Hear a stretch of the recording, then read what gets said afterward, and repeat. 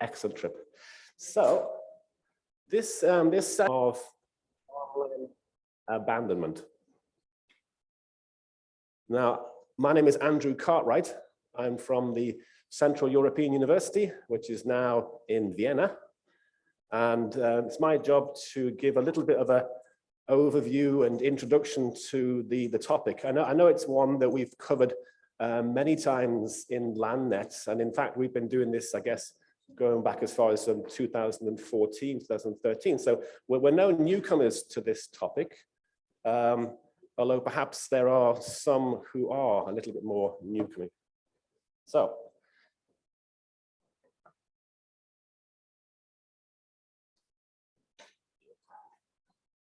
all right.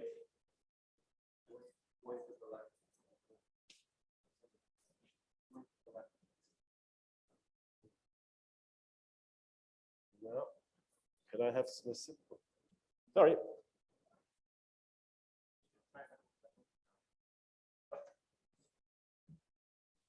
Okay, so I won't take long. I wanted to do just a few things. The question of definition is still troubling. So I think it's worth spending a little bit of time looking at that one. Then there's the question of scale. How big is the phenomena and how do we recognize it? Thirdly, consider what is to be the thinking around the causes and the drivers of abandoning farmland. And then finally, the question of policy responses. Now, in the policy response section, I won't do too much because I think the better thing is to listen to the speakers that we have, who all have individual sort of country case studies which look at different aspects of this. So in some ways, we'll focus on the policy response in that part. So one way that I think might be beneficial to think about farmland abandonment, whoops, is that it's a class of policy problem that's called wicked.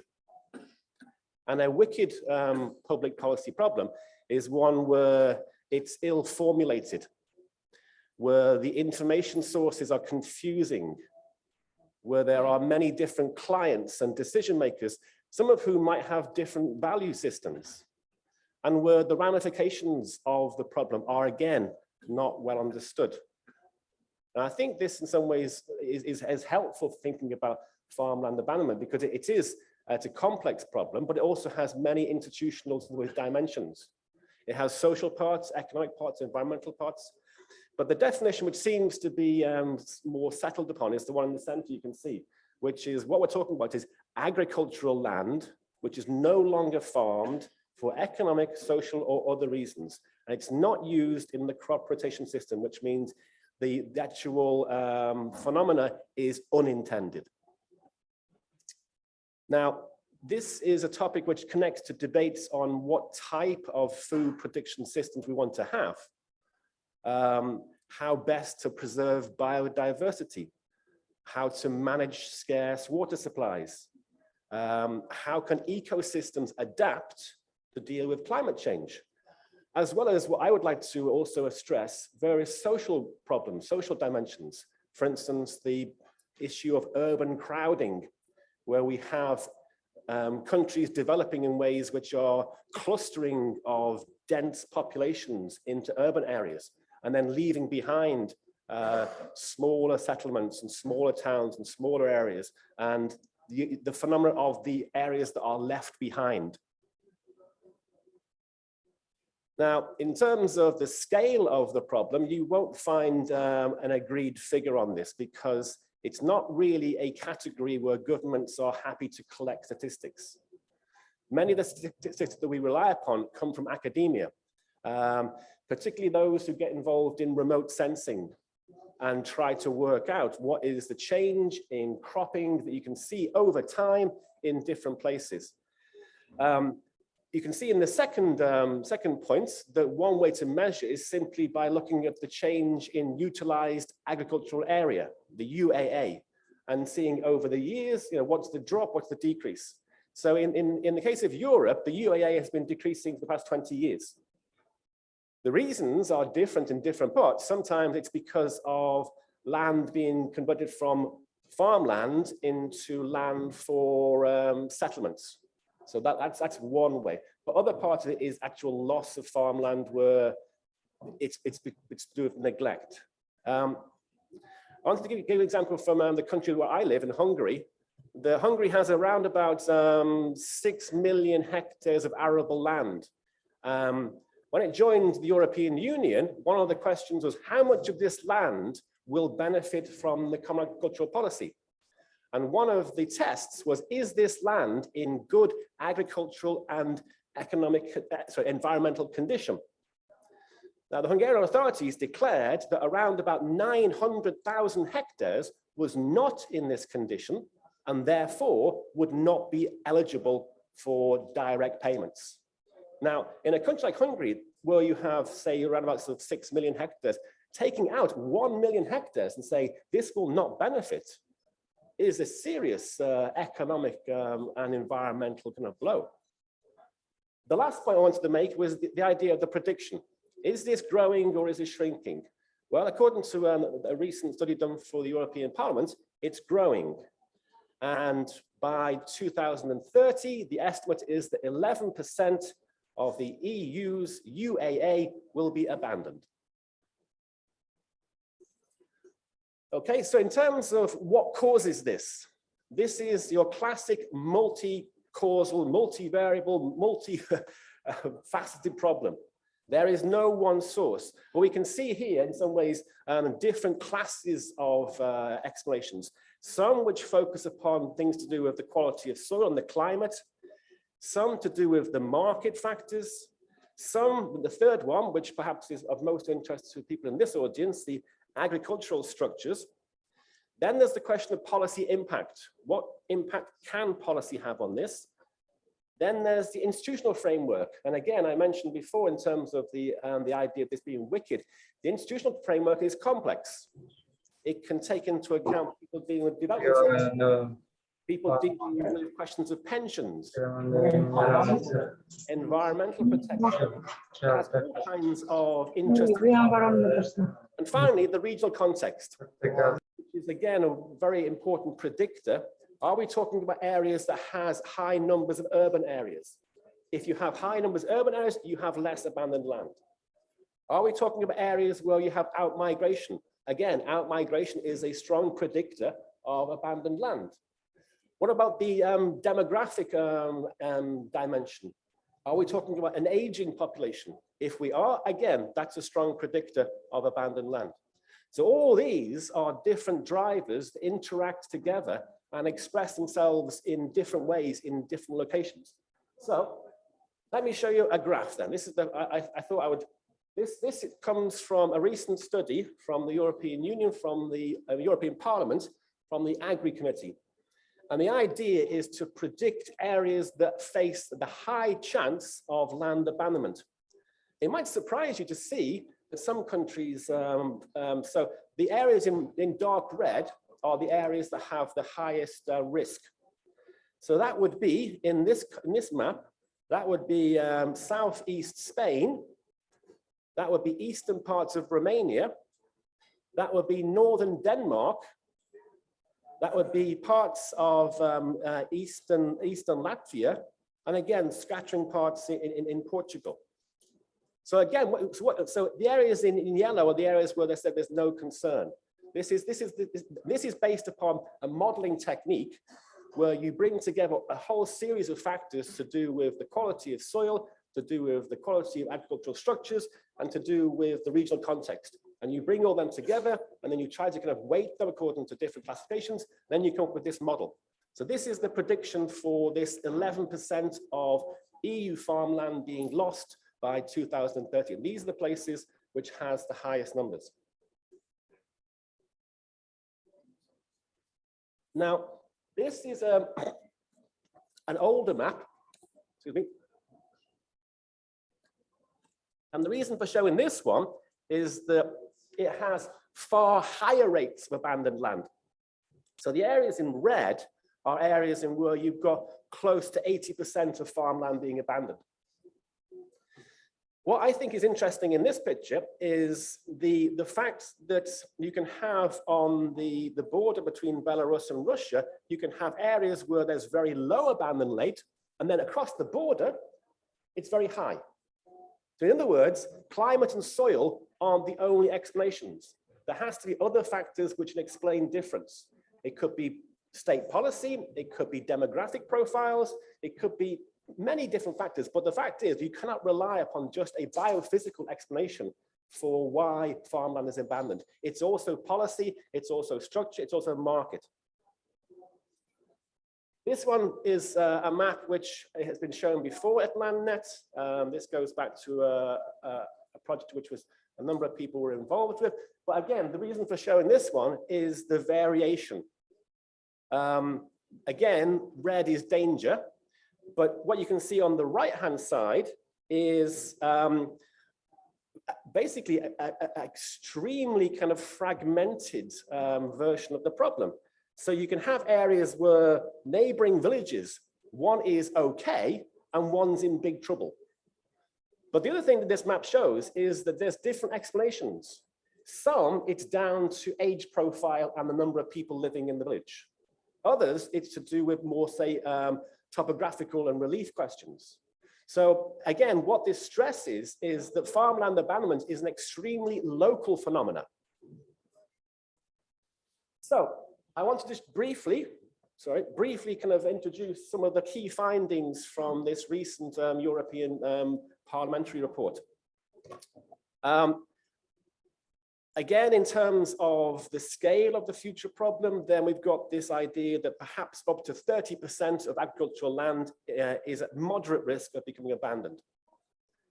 Second, this stress again that farmland abandonment is a local phenomena with complex drivers. However, according to this report, management issues and structural adaptation are the key driving processes. The environmental impact is controversial. For some people, this is the part of the rewilding phenomena. This is going back to nature. This is ending industrial harmful farming that is based on intensive use of fertilizers and going back to perhaps a more natural kind of one. The evidence seems mixed. In some cases, yes, it can lead to certain nutrients coming back into the soil, and it can, in some ways, avoid further, say, pollution of groundwater. In other cases, though, it causes problems. You have invasive species that take over an area, and biodiversity goes down, not up. You have times where you have, say, phenomena like forest fires. The likelihood of a forest fire might increase if you have more woody vegetation in areas where there was not in the past. So the environmental question, again, is not straightforward in terms of positive or negative. It has to be understood on a very sort of local specific. The authors think things will get worse. Okay, so there you go. Climate change will make things worse, globalization will make things worse, and health crisis will make things worse. It's interesting in some ways to try to consider what would be the impact of the pandemic on farmland abandonment.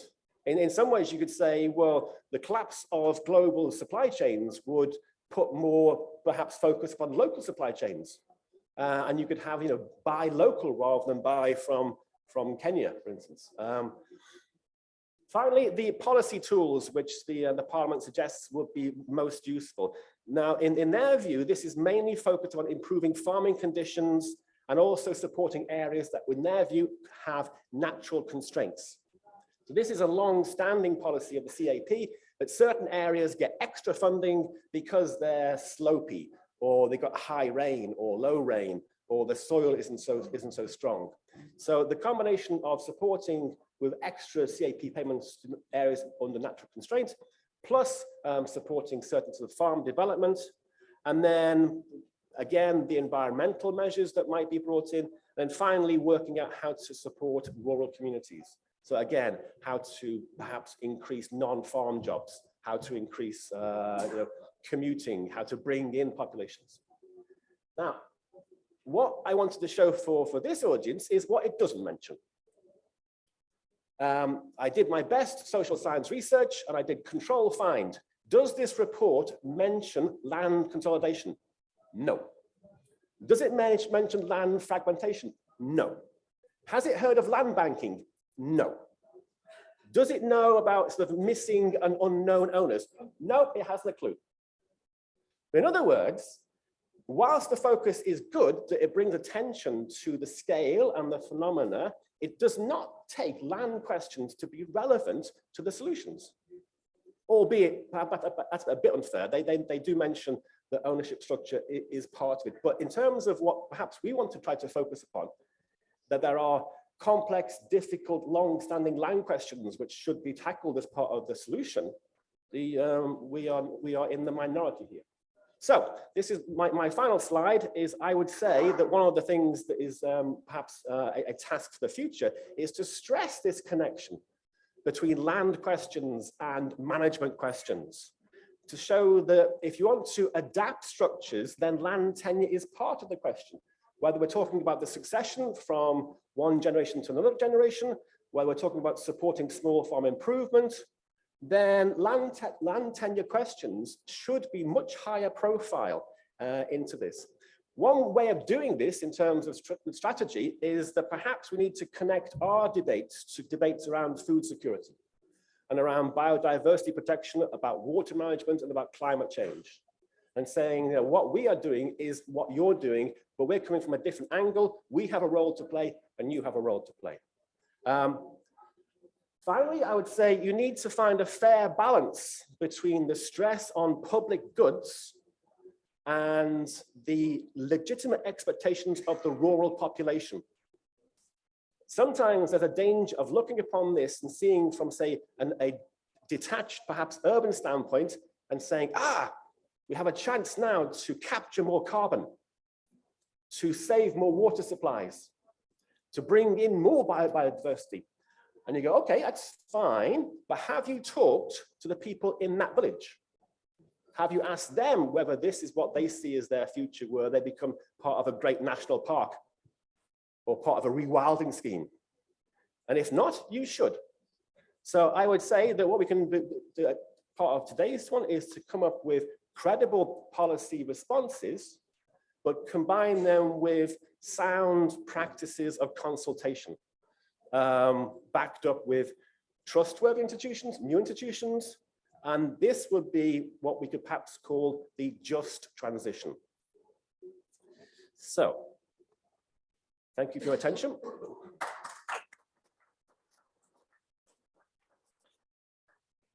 Can I now invite to the floor Arman Kojab, the Deputy Minister from Armenia. You will have 15 minutes. That's okay. Great. Yeah, sure.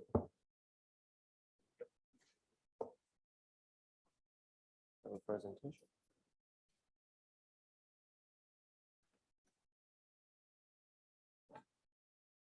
While we're downloading the presentation and it opens, just tell me a couple of words. First of all, good morning, colleagues.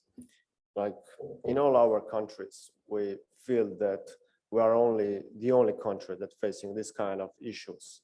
But these kind of issues are, this kind of platforms are for the reason also to show that the global world, even the European countries, are facing the same issues.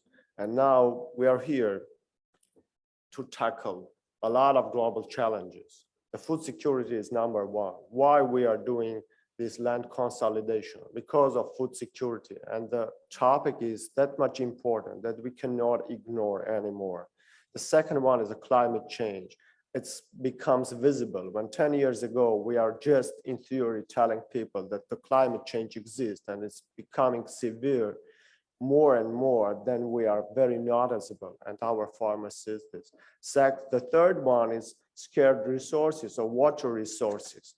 And now in Armenia, when there was a time when we start open a business selling water, everyone was laughing because everyone could not imagine that they will pay to buy a drinkable water. Water in Armenia is for free and is drinkable. It's tap water is drinkable. So every place is in every community is water kind of considered as free one. But now we see that these kind of challenges exist. And that's why we need land reform. when talking about land reform, it is important to understand that land reform should be designed in a way that it brought prosperity to the sector. Because in 1991, when in Armenia we did a land reform, it is because that currently we are facing those challenges. Because all of a sudden the government decided that the land should be privatized and will be given to farmers. And it was distributed in a way that currently we are facing these problems of fragmentation. In Armenia, we have around 2,043,000 hectares of agricultural land. Out of this 2,000,000 hectares of land, around 50% is pasture, and we have around 44,800 hectares of arable land. Yet, of course, and then is coming was the part of it is irrigated. Around, from arable land, around 70% of irrigated areas in totals of irrigated areas is arable land, and around 23% is perennial. So when talking about arable land and why this topic is important for Armenia, it is because 50% of agricultural arable land is not being used in Armenia. So this is a terrible number, and that's why we put it as kind of a target for us that during 5 years, during 6 years, we'll manage to reach, increase the land utilization percentage level up to 75%. This is a really very big number for us, and this requires a lot of resources. When we are putting that kind of targets, we need to understand how we're going to do this. Like just to have a brief understanding about the regions of Armenia and whether this exists throughout Armenia or the one region escapes, like being fully utilizing the land, but it's not. In all the regions of Armenia, we have 11 regions of Armenia, and then we see except the Yerevan, the capital city, but we see that in all the regions, the land unutilization exists. So what is the situation with the parcels? We have around 1.2 million parcels in general available, and around 42% of our landowners, it's up to 0.5 hectares. Around 80% of landowners, it's around from 0.5 to 1 hectares, and around 22% is from 1 to 2 hectares. So can you imagine around 82% is up to 2 hectares owners in Armenia? So this is becoming a terrible thing for us to deal with. So what are the main reasons of land abandonment? Yes, small land parcels. This is very obvious. Irrigation water scarcity or low level of access to it. Yes, complication in the process of transferring land ownership. Someone like my grandfather was cultivating the land, and then after I did not continue, so this is like no paperwork on place, and poor infrastructure in general, like a low level of access to financial resources. So these are global problems that we are all facing now. So the dynamics of irrigation in Armenia, when we look at it, we see that during the last 10 years, even not a single hectare was anyhow be removed, like, or be engaged or more irrigated than it was. Like, it's a terrible number when I'm sharing this with you. Like, within the last 10 years, like, it stays the same. So it means that no water infrastructure development works were done during the last 10 years. And when we are talking about land consolidation, when we are talking about agriculture, it's very much important that we combine it with water resources, like we see in agri. The problem was manageable to solve. When they combine it, it gives a lot of attractiveness to farmers as well. When they combine it to drainage system installment, to water access, to roads, infrastructure development, and then that brings farmers also one more attractiveness that they come in. So, like in 1991, when we just started, this is, we have around 920 water users. And then we created a water users association, and now the water users is around 180,000 water users in Armenia we do have. So in general, like the dominated part of irrigated water resources are also included in the Water User Association, and also discussing with Georgian colleagues, they are also going to establish these kind of things, Water User Association. But I would strongly recommend to come to Armenia, and then we can share with you why are we going to make another reform of destroying the water user associations, why it's not working properly. So better that we discuss it, and I'm happy that we have the platform, because we were exchanging with also experience with successes and failures. We started with also community consolidation. Like we noticed that for that reason, in order to develop the capacity in communities for efficient resource management, we need to do a community consolidation. Before last year, it was 915 communities available in Armenia, but now it is 79 communities. So we started with community consolidations. So it's more or less manageable for us to do this. So we do hope that while doing this, this is also will result also the land consolidation will be following this as well. I'm showing you one of the very agricultural regions of Armenia, like Armavir region. The overall size of the region, arable land, is around 43,000 hectares. And we see that very dry areas or dry areas are kind of dominating. And this is one of the very important agricultural regions in Armenia. And so this is one more time indicates that these kind of reforms are needed, and this should be also combined with water reform as well. Like we see that around 30% of all the in Armavir region, 30% is dry or very dry, and also like another 40% it says like medium dryness. So when we are talking about one of the important agricultural regions, and this is really important ones, so this is one of the problems that we are currently facing. And this is, you see that the land fragmentation is terrible, like very small plots, and like, of course, yeah, yesterday when I was talking with a farmer, if I can recall the name, it's Sako, but he was telling that he was owning like 28 parcels. So this is quite a big number even for Armenia. And then after consolidation, he owns 6. But in Armenia, the average parcel number is from 4 to 5. So in this regard, this more or less it seemed that we are in a better condition, but no, like the square meters of lands are quite, the parcel square meters are quite small. And when talking about, do we have a cadastre? Yes, we do. Do we have a geoportal? Yes, now it's available. Are we going to make all our efforts to put on like trading layers for different institutions, governmental institutions? Yes, we are going to do that. So we are collecting all this kind of information, then this kind of information is available also. And so the coming activities will be followed, that we are also developing the layers and also to have all this information on place. And this will help also for policymakers to design their policies based on evidences.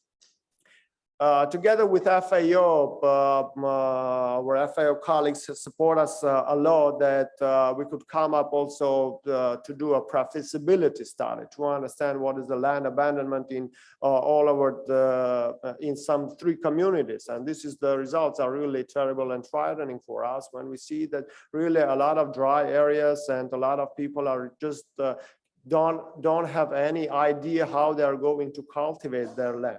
Yes, this should be also combined with AI tools as well, because when we are talking about how we are going to tackle these kind of issues that the world is facing now and the very fast changing environment, we are doing analysis, and analysis are outdated tomorrow. So we are really need some AI tools, artificial intelligence tools, that we can be very quick in doing all this analysis and sharing and adjusting our policies accordingly. So this is very much important. And I'm also sharing a photo with you, another very important agricultural region. This is Ararat region. And we see that very dry areas and dry areas are also dominating here.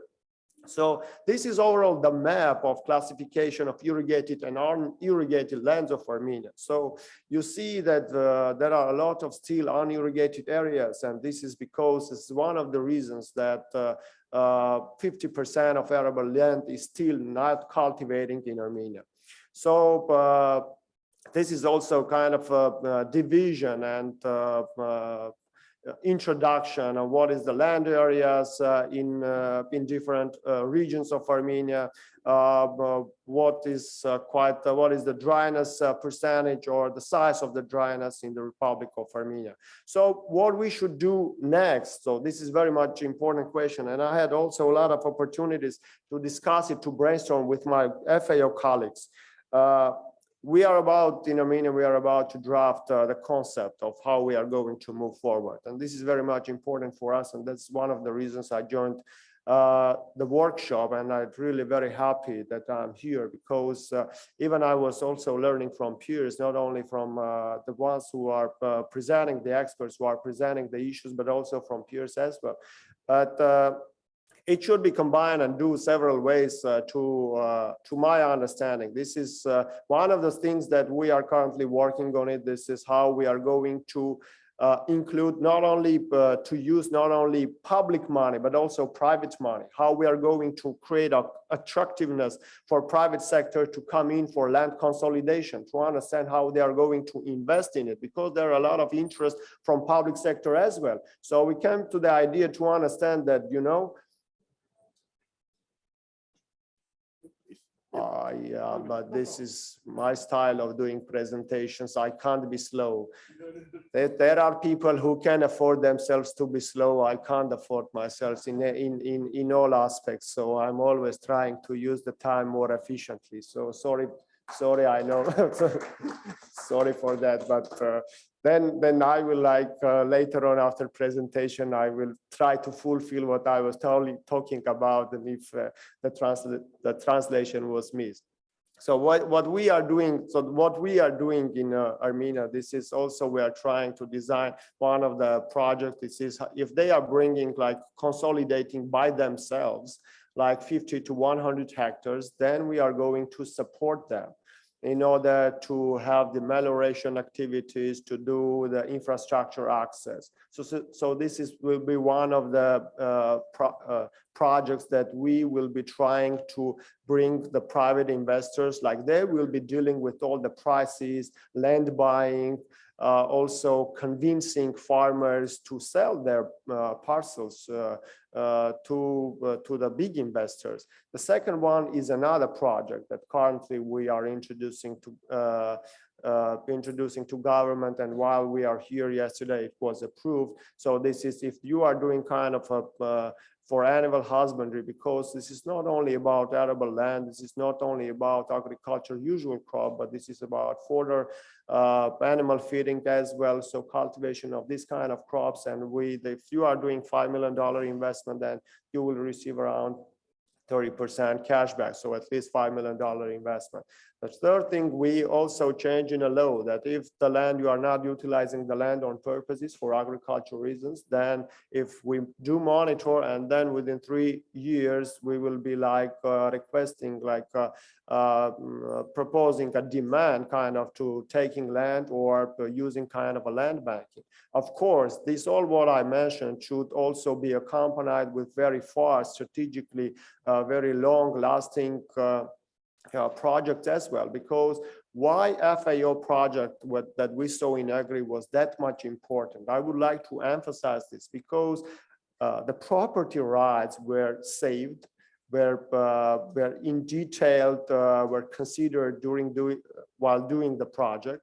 Secondly, it was not taken to them and given to another business people, another investors to cultivate the land, but they were creating conditions for the same farmers to stay in the agriculture sector and be successful and increase their income. So they are supporting the same farmers to stay in agriculture. And this is very much important, because while we are talking about this is a global issue as well, that youth are leaving and communities are also leaving.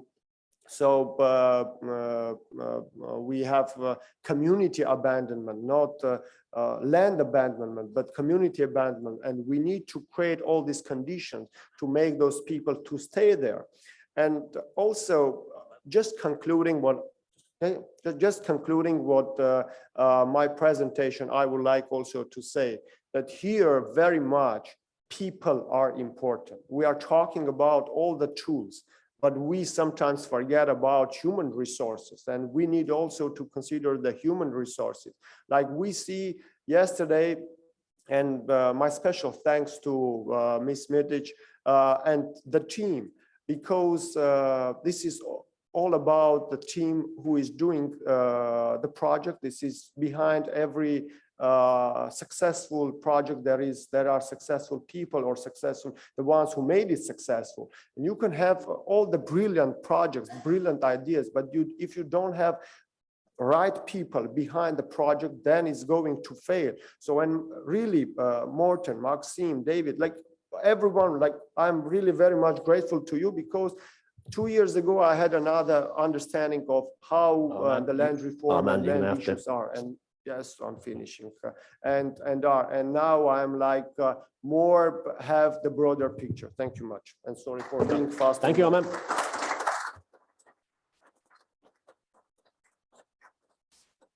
Now, can I invite Mr. Metin Durka, Deputy Manager from the General Directorate of Agrarian Reform. The floor is yours, sir. Can I see? Okay. Just 1 second, I think. Yes, good morning, everybody. I want to give some more information about your case. And this morning, as a third presentation. Slide, please. Yes, we are talking about today's land consolidation projects and land banking activities. All of them is very important for all countries, not Turkey. Yes, that's right. Okay.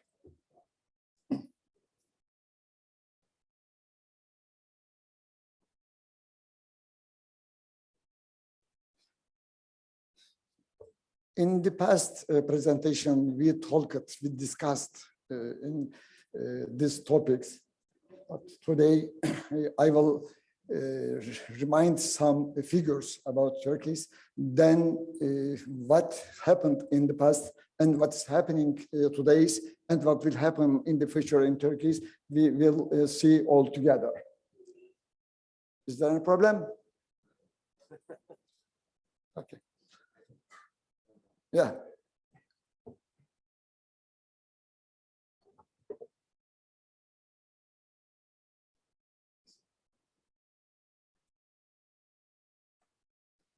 Yes, land. If you see these figures about Turkey's agricultural land is 23 million hectares, but total population is 84 million. That 20% of all population is living in rural areas. We have 81 provinces.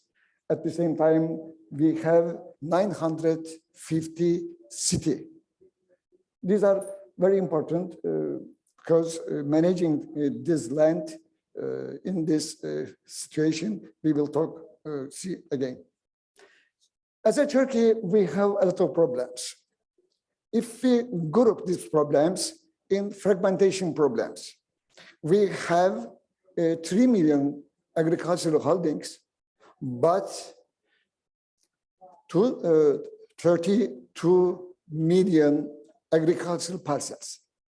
Average size of land agricultural holdings is 6 hectares. 6 hectares consist of more than 10 parcels. Another problems reach to canal, reach to field problems. These problems can be solved by land consolidation projects. But we recognize that new secret problems. One of them is multi-shaded parcels. In Turkey, 40 million shares in 32 million parcels. Very, very, very, very strange. At the same time, active 3 million farmer, but 34% of all this under the 6 hectares. At the same time, we have agricultural scale problems. Another problems, abandoned land. I will tell the reason of why these lands abandoned. Approximately 2 million hectares abandoned land in Turkey. It's big, big, big land. Yeah. As you know, Turkey, as a Turkey, we accelerated land consolidation project in 2005. Capacity of land consolidable land is approximately 14 million hectares. Up to now, we finished in 20 years, 6 million agricultural land was finished. But still, ongoing land consolidation project is approximately 3 million hectares, big lands.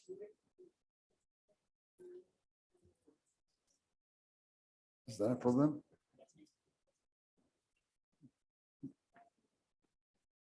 Yes. Yes. This graphic is important for us. As you see, we accelerated in 2005. In this situation, we have a lot of problems. Usage problems, fragmentation problems, production problems, migration, abandoned land problems, all of them. At the same time, we have a big problems, fragmentation of this land by inheritance. This is a big, big problem. But if we were in 2006, we changed the concept of land consolidation. We started multi-purpose land consolidation projects in Turkey. But if we came into 2012, we recognized that land consolidation projects is not enough to solve some problems. That's why we have to find new solutions. How and why and where. And this time, firstly, we decided to change inheritance law. This law, new inheritance law, regulates 3 issues. One is related to heritage management, other agricultural land management, other land acquisitions activities or land banking activities. We have a software. At the beginning of this projects, we digitalized all parcels. And we gave each parcels to identification number. We connected to farm registry system. As you this mark, some parcels only belongs on one person. Single shaded parcels we see, but another parcels owner because of owner fragmentation by inheritance, multi-shaded properties.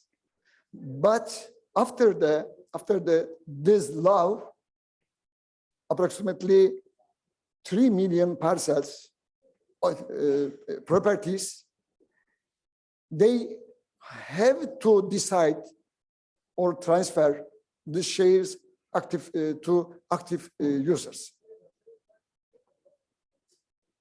Inheritance management is very important. This is not easy because you touch the properties.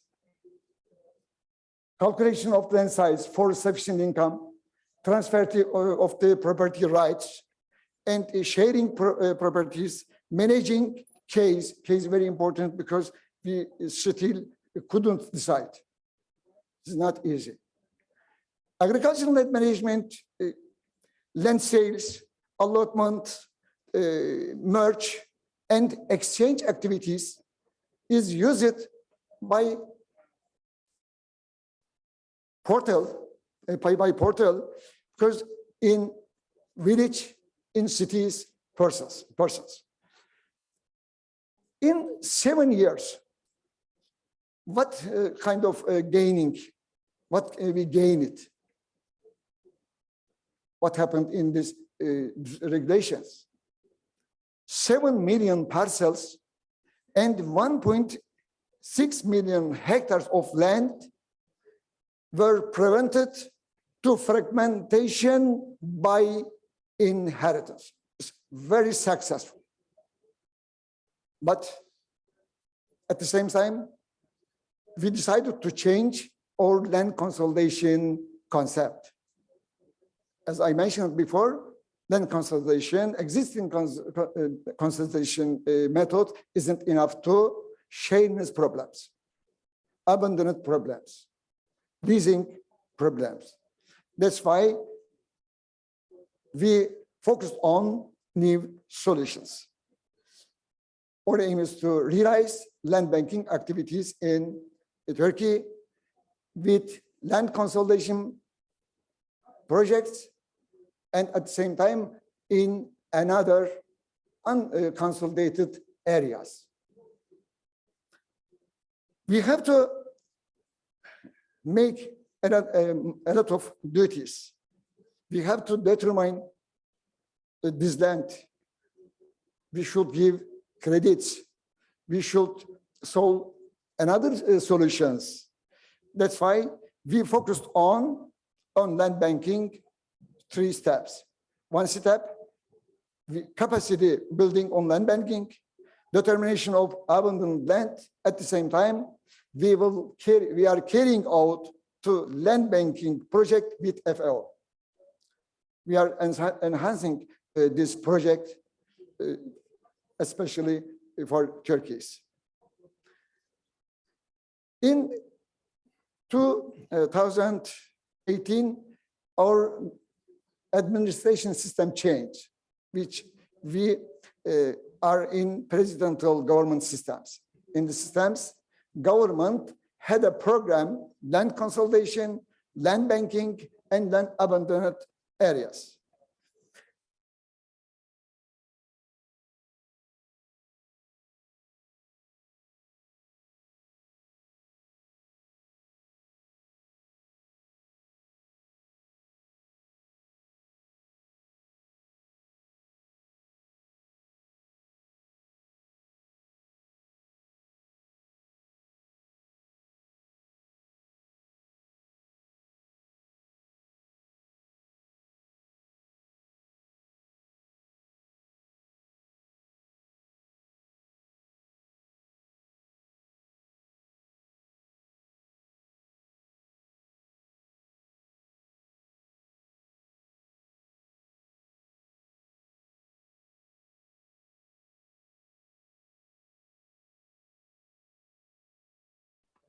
At the same time, is there no problem?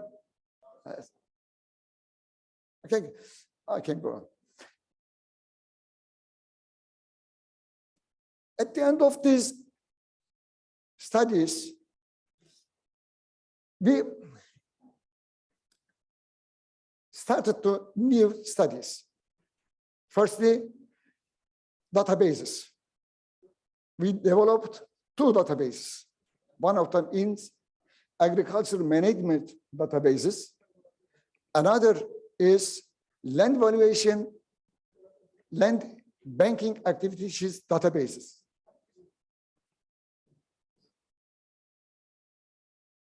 Yes, is there a problem?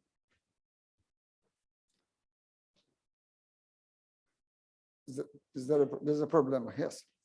At the same time, we had a pilot project in different places. The first databases, the software program, it is possible to valuation in the system.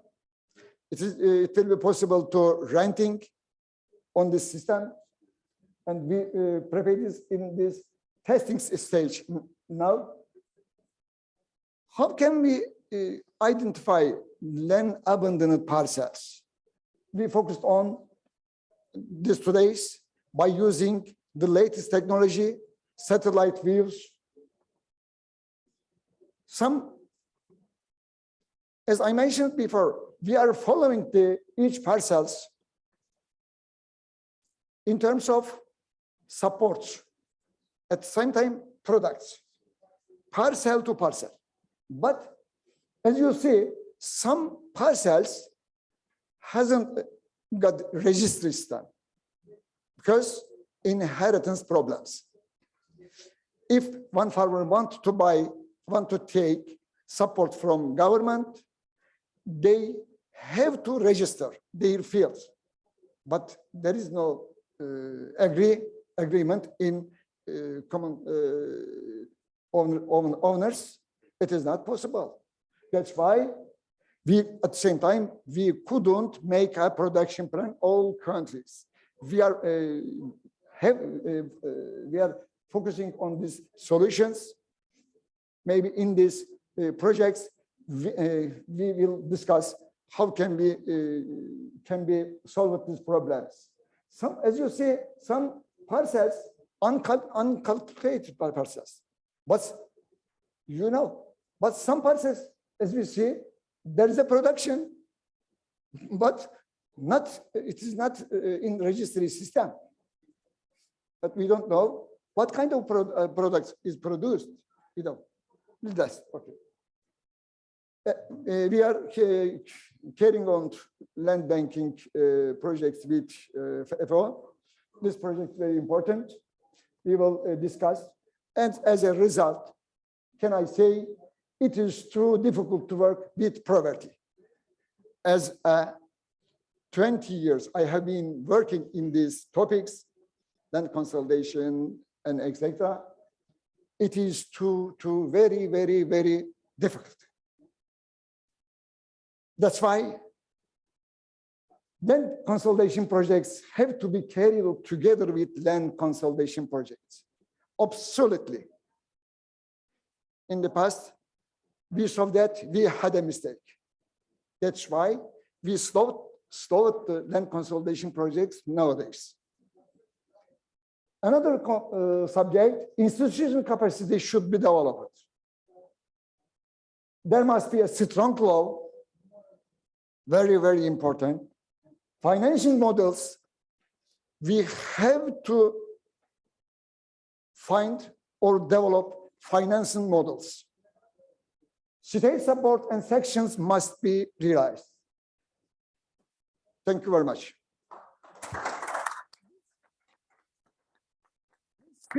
This picture belongs to my village. Very good. I went to city.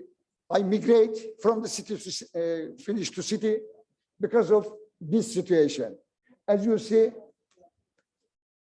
most of land unused, uncultivated. This abundant land changed from region to region. Especially this land is forest village, my village. That's why poor village. That's why everyone migrate from the city to cities. Okay, thanks very much. Thanks very much, Michael. Thank you. Then our last presenter, I think, is an online presenter, and this is Giedri from Lithuania. And as we might know, the experience in Lithuania is perhaps one where we can learn some interesting lessons of what precise role taxation might play in affecting the rate of abandonment. So, Giedri, the floor is yours, please. Thank you. I would like to check, first of all, do you hear me? Yes, perfectly. Yeah, yes, and presentation is okay, yes? Yes. Thank you. Good morning to everybody. It's really a pleasure for me to come back to LANDNET family and to present Lithuanian experience, Lithuanian way of solving land abandonment problems. So I'll shortly present main information about Lithuania, explain how we identify abundant land, how we motivate to use land owners to use this land, and how we achieved such good result. Good result, it's in our Lithuanian opinion, it's quite good result. And Lithuania is quite small. It's 6.5 million hectares, and more than half of Lithuania, it's about 52% is agricultural land, and 1/3 of Lithuania, about 32%, as forest land. When we talk about abundant land, we analyze these 3.4 million hectares. And there is a list of main laws related to abundant land identification and land use issues, such as our constitution, civil code, code of administrative offenses, law on land taxation, and law on acquisition of agricultural land. Abandoned land, according to law on land taxation, is unused or unsuitable farming land which is in the agricultural land parcel. If land is not cultivated for a year or two, we don't treat that this land is abandoned. Abandoned land, we identify if there are trees or bushes in the agricultural land parcel. So landowners or users has some time, some period of time from year to 4 or 5 not to use land, because as we all know, not using land for a year or two, bushes and trees we will not get. So first steps of identification of abandoned land was made more than 10 years ago. And at that time, we were not sure how much such land we have. According to different information sources, data differ. And as you see, during the remote research in 2003-2005, it was found that from 84 to 150,000 hectares consist of abandoned land. In 2004, using another method, it was found that we have 470,000 hectares abandoned land. And according to the Rural Development Program 2007-2013, approximately from 500 to 600,000 hectares of farming land are not farmed, and the majority of this land could be abandoned. According to the research done by Institute of Agrarian Economics, there are more than 900,000 of abandoned land. And in 2011, we started process treating that we have 344,000 hectares of abandoned land. It means that we have 10% of all agricultural land which is abandoned. Next year, we found 3% less abandoned land, and in this slide, you see data of last 5 years. So our result is from 10% in 2011 to 1.1% in 2022. From 344,000 hectares of abandoned land in 2011 to 37,000 hectares in 2022. We have a separate spatial data set of neglected abandoned land of the territory of the Republic of Lithuania, and spatial data set of abandoned land is available for everybody. It's free of charge. Every landowner or user can check information and react on it and inform if it is not correct. Abandoned land we identify using satellite images, orthophoto maps, and measurements in the area. Identification, people, nowadays we identify abandoned land by distance. Using remote mapping method and interpreting satellite images and checking in the area not less than 500 cases per year. Orthophoto maps is one of the main tools to identify abandoned land in Lithuania, and there is the example there you clearly can see difference. In 2017 orthophoto map, in orthophoto map we see that all territory was used, but after 3 years part of land is abandoned. Orthophoto maps we update every 3 years, and we always have 1/3 of territory which with 1 year old information, 1/3 of Lithuania territory where information is 2 years old, and 1/3 of all Lithuania territory with information of 3 years old. Another method to identify abandoned land is by using satellite photos. Vegetation. So I missed one slide. Actually, when we are comparing satellite photos, the main thing is this color. And if color is red or brown, that means that in this place there are some vegetation. And in this slide you see the summertime satellite, and in the right in the right side winter satellite. And as color is more dark, like more green or more black, it means that in this place there are more vegetation.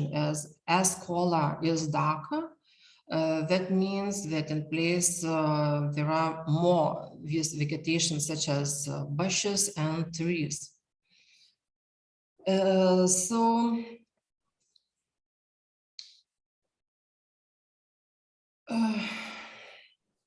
People identify abandoned land using orthophoto and satellite images, prepare spatial data set of abandoned land, and announce this spatial data.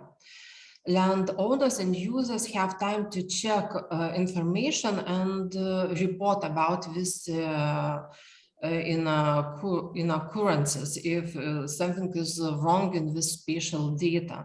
And all information we evaluate, check information in the area if it's necessary, and if it was a mistake, we correct this spatial data. First of all, for correction, we use satellite photos, and as it's most relevant information. And for example, in this slide, you can see the example there was made mistake, and we corrected data. As you see, blue color means that in this place there are no any vegetation.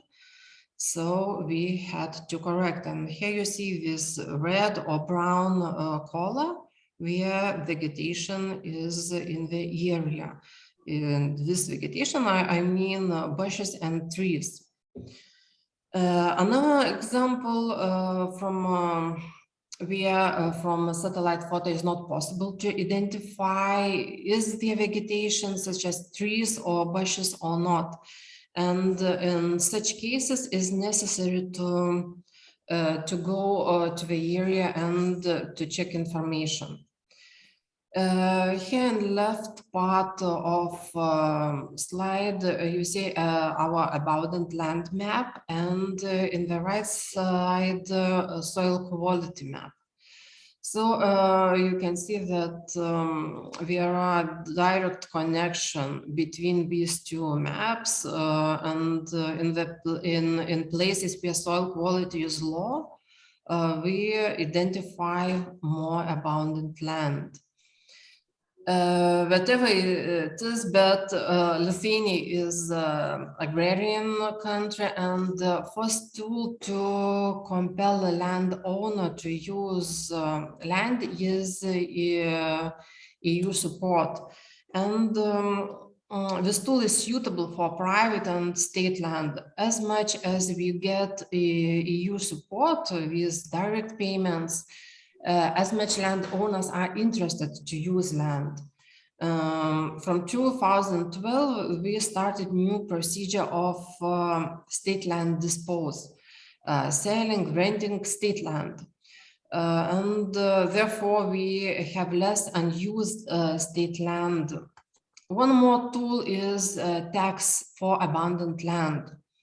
And we have possibility to give fines according to administrative code for unused land. So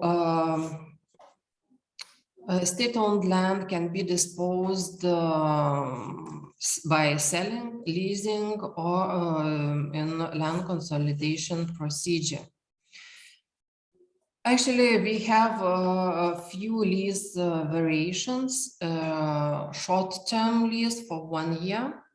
In this case, we are not signing a contract, but land is leased by National Land Service decision. And in this case, for this procedure, we don't have a parcel. In this way, we just have a plot. It means that this short-term lease or temporary use was created like temporary tool to create opportunities to farmers to use state land, not waiting until it will be formed and registered. And in our opinion, it's this process helped to encourage land use. And we have a long-term lease of agricultural land. It's up to 25 years. In this case, parcel has to be registered in the real property cadastre and register, and auction procedure has to be conducted. In this slide, you see data about short-term use. In 2011, 144,000 hectares we gave for temporary use. And last year, only 38,000 hectares. It means that during last 10 years, part of state land we formed and it was leased or sold by auction. And now we have less agricultural land which is not formed.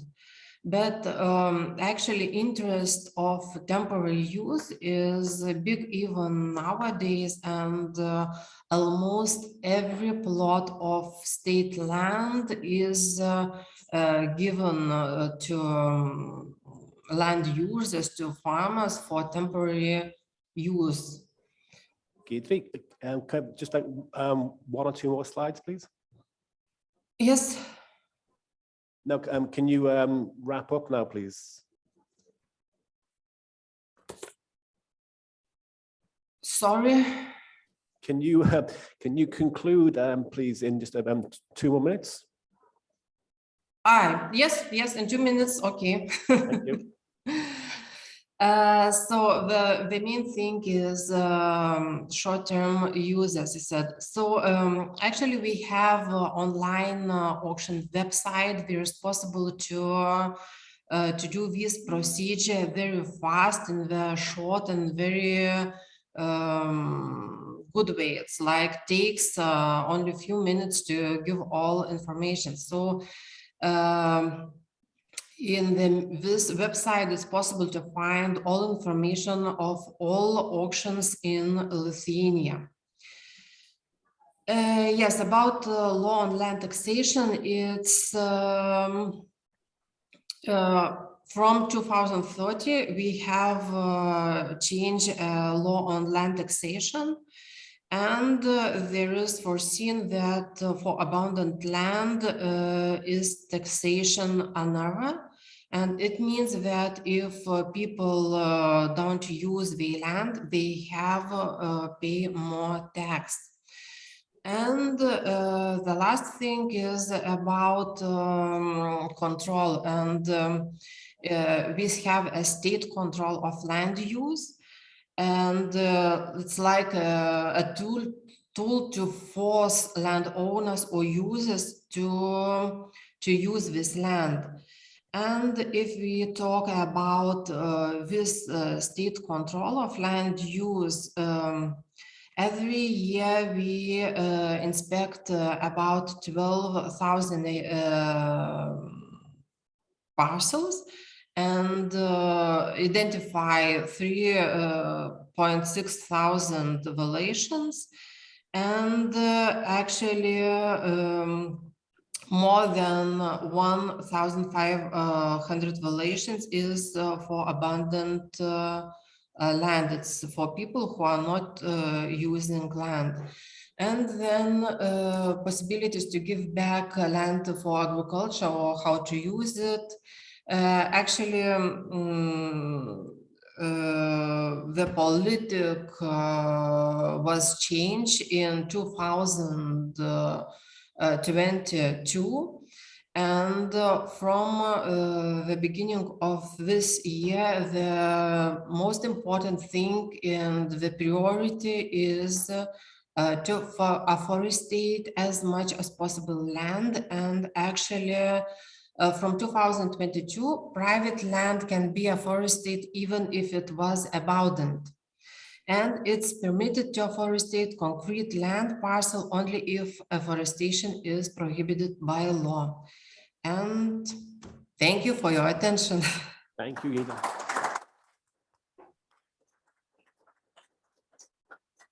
Okay, we've got a short time for questions. Can I invite back Arman and Metis? Do you want to come to the front so then we can? Yeah, and then we can take questions. We've got online questions and hopefully some floor questions. But let's do the online people first. Yes, please. So, Ludmila, will you ask any of the online questions, or do we have people who want to actually raise their virtual hand and? No, in the chat. Yes, so far we have one question from online participants. It's directed to Mr. Arman. It says, on your map of the soil moisture, the most dry lands are in immediate bordering with wetlands, which looks a bit unusual. Could you explain about that a bit more? Would you like me can to you repeat the question? repeat? I cannot Okay. get it. On your map of the soil moisture, that the most dry lands are in immediate bordering with wetlands, which looks a bit unusual.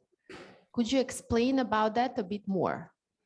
Actually, I think that in Armenia, we don't have flat areas. So when this can happen that, for example, in that area, this is kind of hills or whatever, or like this is related to an arable land, but it's not very very flat.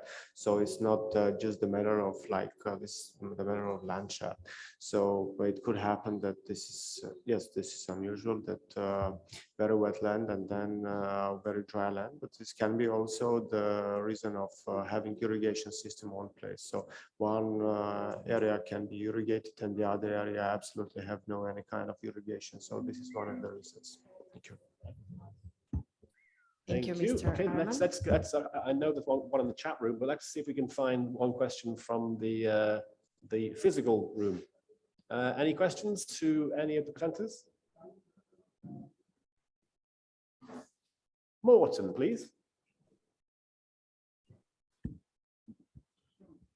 Thank you very much. Thanks for four very interesting presentations. I think this was really good and really interesting, and I think it shows very well what also Andrew pointed out in his introduction, that there seems to be what we probably knew very well already, but now hopefully more people are aware of this, that there is a complete disconnect between the technical connections, the technical discussions that we are having among land tenure experts. So we have talked about these things with land consolidation and land banking for many, many years. But the broader picture, we have focused on these different aspects. Now, I think we have an open window, and this is, of course, based on the tragical situation in the world with triple or multiple crises piling up one after the other, from climate crisis to COVID pandemic to now war in Ukraine. But I think it gives us an open window where the land abandonment, bringing land back into production, using the strengthening local food production, and in this way strengthening food security in the countries, is even more important than it has been in at least the last many decades.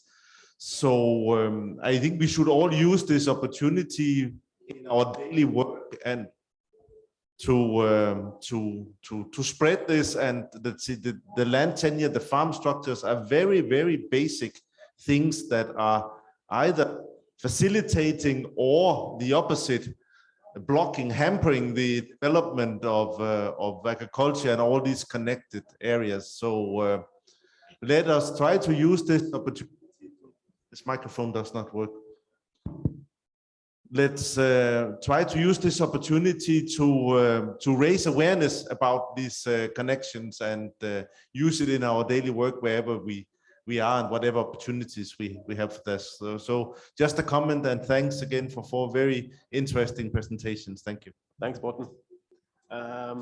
Matthew, Armin, do you want to comment on that? Or no? There is one question in the chat. Oh. Yeah, okay. Then, Miller, would you read the question, please?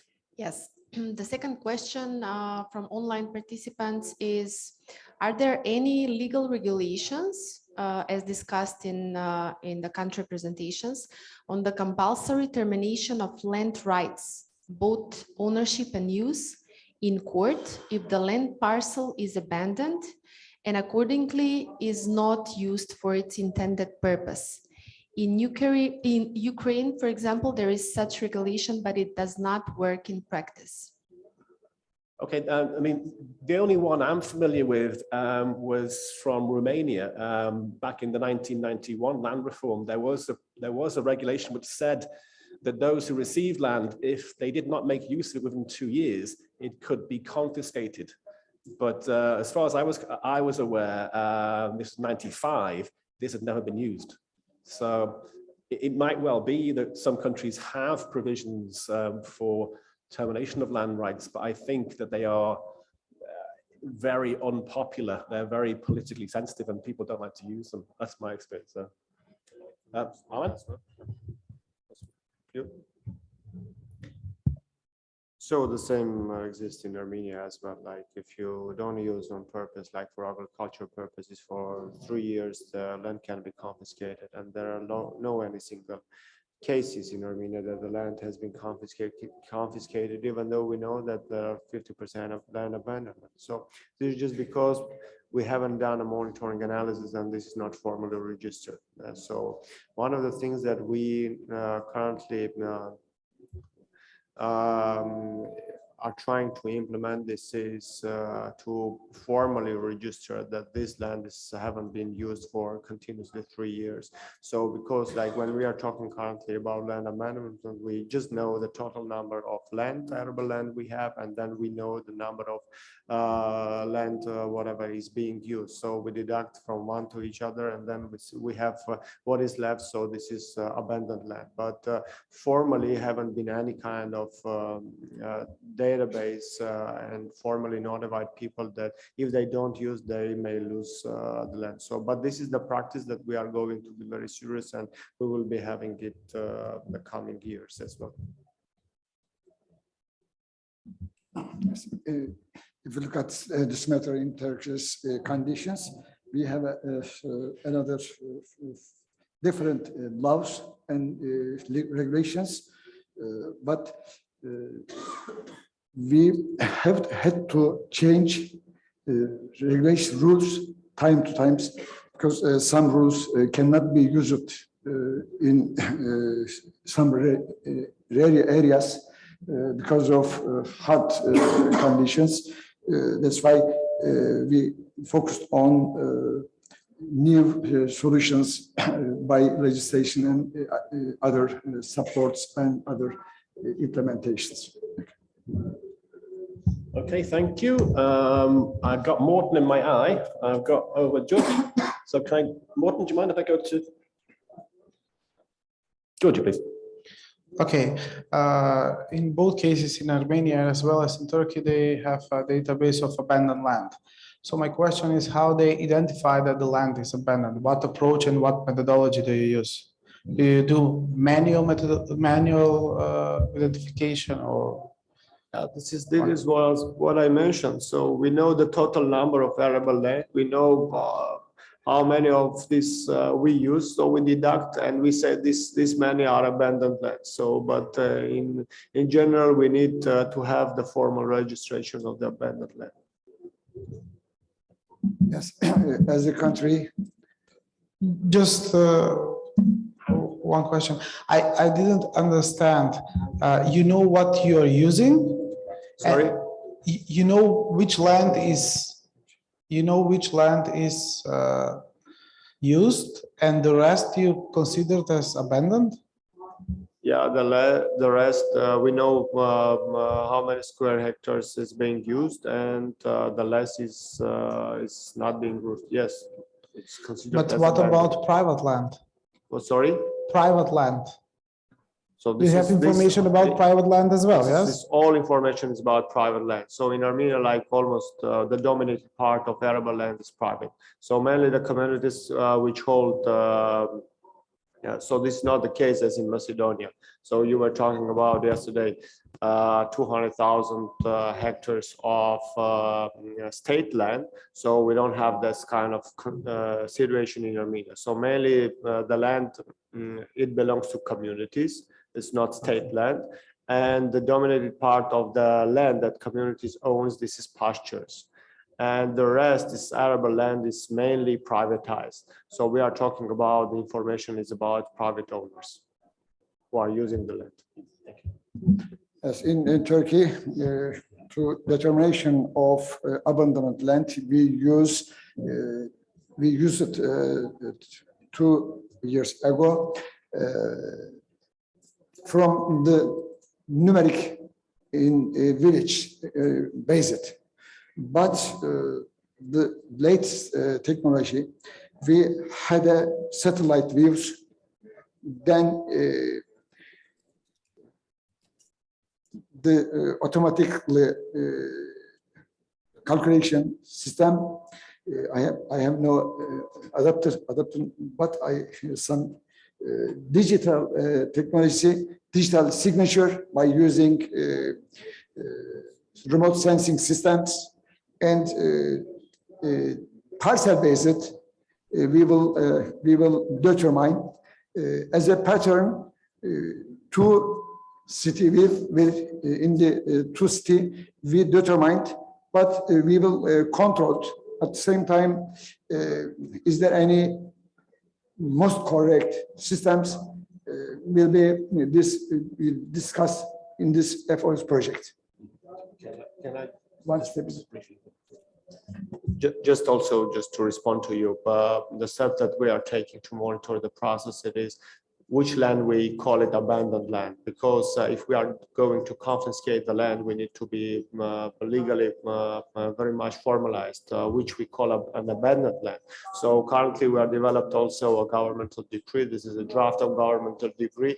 So where there is zero vegetation and based on NDVI index. So my colleagues also introduced this index, is uses also during the presentation, NDVI index. So we also like considering that we will be considering where there is zero vegetation in the first phase, and then slowly we will move like what is we call 30% usage, what is we call 50%, and then trying to in scale. Okay, I'm conscious that we're eating into valuable coffee time, but there's two questions in the chat and then one from Morten. So there was one to me about how would you raise awareness to the EU Parliament about land consolidation, land banking. I would ask for a session. I would say we should go and present to the Agri Committee a paper in person to show them where they're missing out. I think this is a real fault, that they are concentrating only on the environmental aspect and they're missing the land aspect.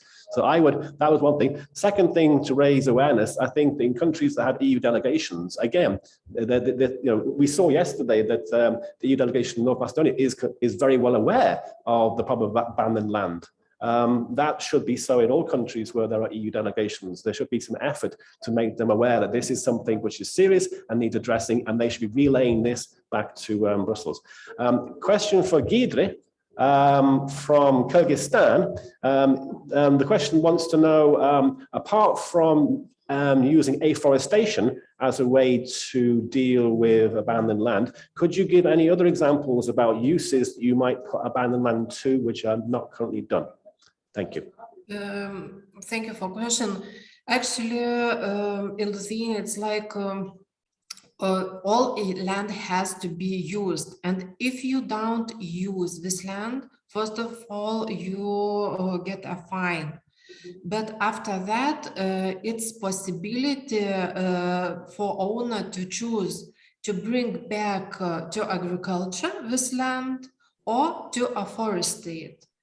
And actually, some time ago, until this year, it was possibility.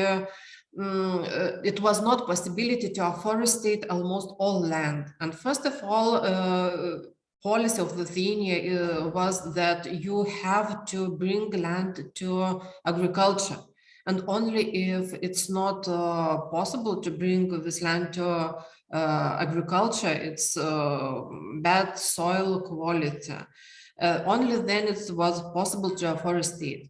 But from this year, everything changed, and Lithuania thinks that first of all, it's the most important to afforestate this abandoned land, but only if landowner wants to do that. So it's up to landowner what to do. Thanks, Gidre. Then can I give the last word to Mr. Harpeter? Thanks a lot. No, that was just a comment to the question about the confiscation of abandoned agricultural land. I always get a little bit concerned when this issue comes up, and I think the right to property is a basic human right, and we should not forget about this, especially not. It's 10 years since the voluntary guidelines and responsible governance of tenure was endorsed by the World Food Committee, and we are celebrating actually today in an online session in the afternoon the 10 years anniversary of VDT. So and we should follow these basic principles of good practices, and it's not good practice to confiscate agricultural land just because it's abandoned. We should protect and secure all legitimate tenure rights. Otherwise, we will create even bigger problems than those that we have with the land abandonment. because without secure tenure rights, we have no guarantee for investments in agriculture. This is really, that connection cannot be emphasized enough, that secure tenure rights are the basis for secure land rights, but all, in principle, all types of tenure is the basis for investment in agriculture. And we will see no investments if the farmers do not have the secure land rights. And if we start about confiscation of land, then we will spread unsecure tenure rights throughout the land administration system. That is not the way forward. Thank you. Thanks, Morten. Then it just remains me to thank the presenters. Thanks to Giedre in Lithuania. Thanks to Arman next to me and Matt next to me. And I wish you a prosperous and, well, finishing off to our conference. Thank you much. Thank you.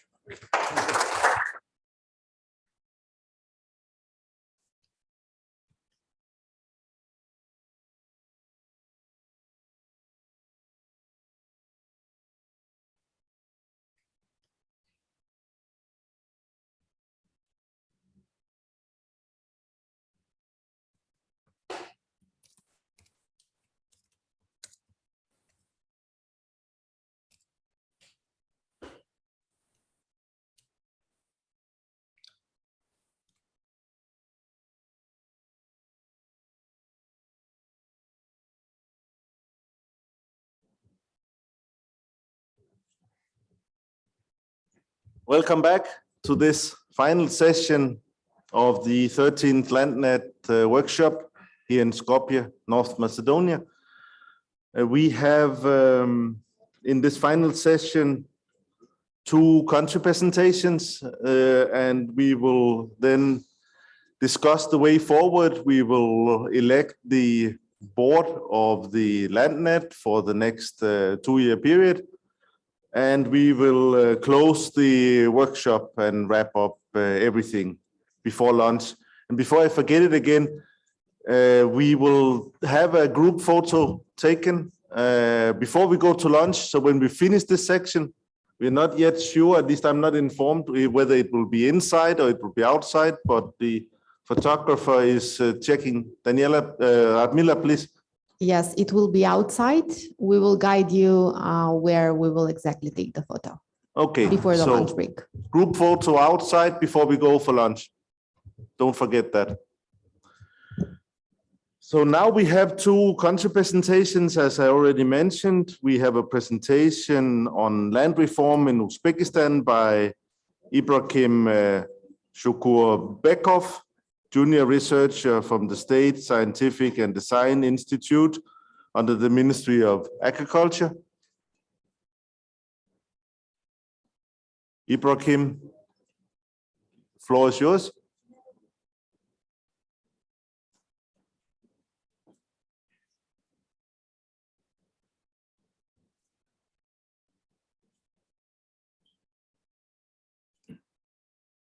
Need to turn on the microphone. To push the button, yes. Раз.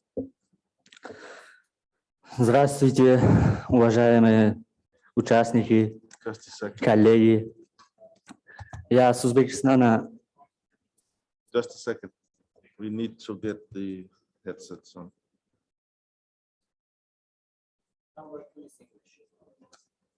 No, English channel number 2.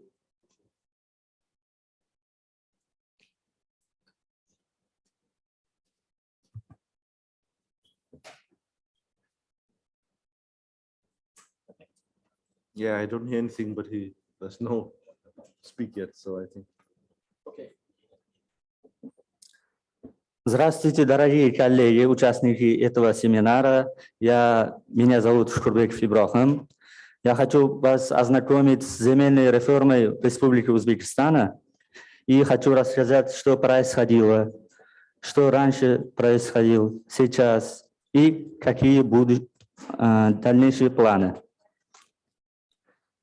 Земельный фонд Республики Узбекистана составляет 44 миллионов 892 гектара.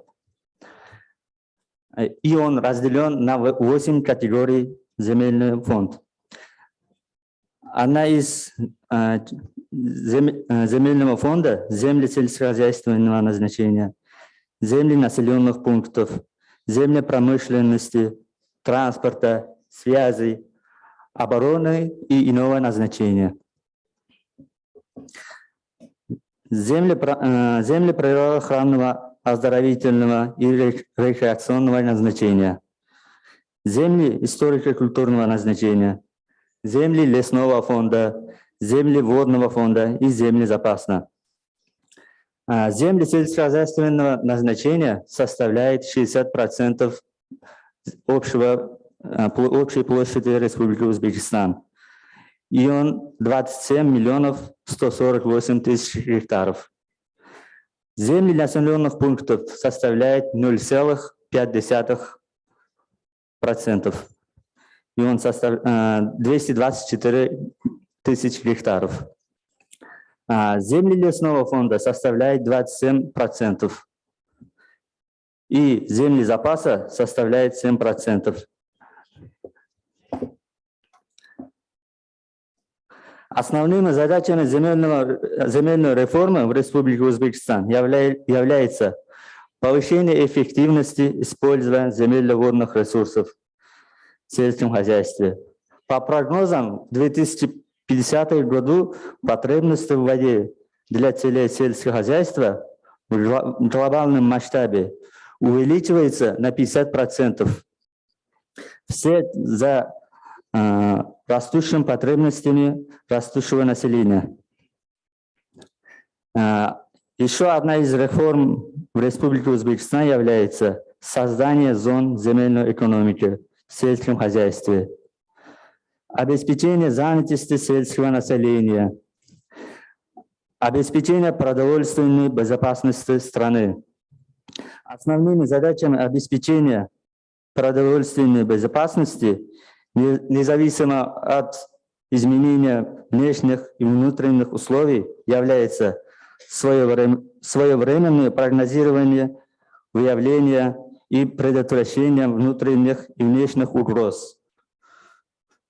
Продовольственной безопасности, минимизация их качественных последствий. Реформы в области передачи сельскохозяйственных земель землепользователям. Процедура оформления аренды сельхозземель полностью цифровизирована через платформу e-аукцион. Раньше нам приходилось пройти разные этапы для оформления аренды сельхозземель после внедрения платформы e-аукцион. Он дам очень много возможностей. Находясь в любом точке, в любом уголке республики, вы можете посмотреть через e-аукцион.uz земельные участки, которые внесли в аукцион, которые продаются.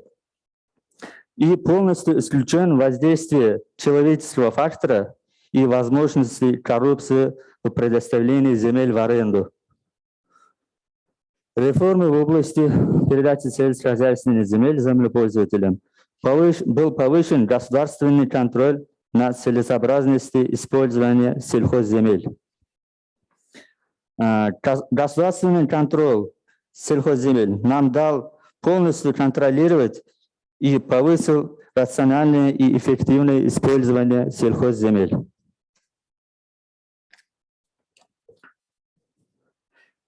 Реформа в оптимизации многоцелевой земельной информационной системы.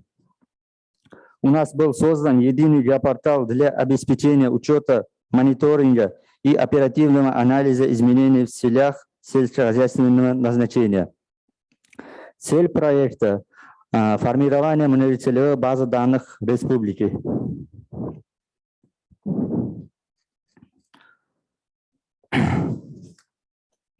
Вот, вы можете посмотреть интерфейс земельной информационной системы, вид геопортала. Рисунка слева границы и номера контроля сельскохозяйственных угодий. А в рисунке справа вы можете посмотреть информацию о землепользователях земель сельскохозяйственного назначения. Нажав на любой квадратик, вы можете посмотреть информацию в землепользователях, его балл бонитета, общей площади.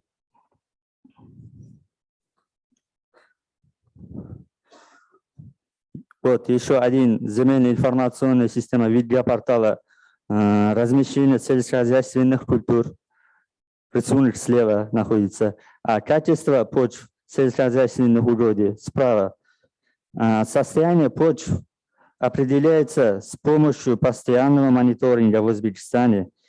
Этими вопросами занимаются специализированные вопросами занимаются организации, предведомственные организации при Министерстве сельхоза. Видеоуслуг геопортал, земельная информационная система. Разработка нормативных данных всех сельхозпроизводителей страны и классификатора баз данных земель. Полная оцифровка каналов, арыков, насосов и дорог, являющихся объектами гидрографии. Еще одна вид услуг – размещение результатов мониторинга плана размещения сельскохозяйственных культур и их физического вызова на портале земельной информационной системы. Актуализировать действующие и вновь устанавливаемые границы землепользования и заполнить информацию о них в режиме онлайн. Еще одна вид услуг земельной информационной системы предоставляет исчерпывающую информацию о незаконном и ином использовании сельскохозяйственных земель. Введение в портал земельную информационную систему съемок, полученных посредством беспилотными летательными аппаратами.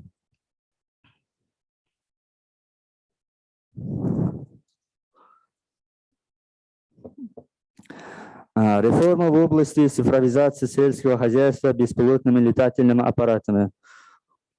У нас существуют разные дроны, летательные аппараты. Мы используем в разной сфере. Вы можете посмотреть вот в экране картографический дрон, дрон для мониторинга, дрон для распределительный дрон. А после съемок с помощью дронами мы используем программное обеспечение Ordu Pilot.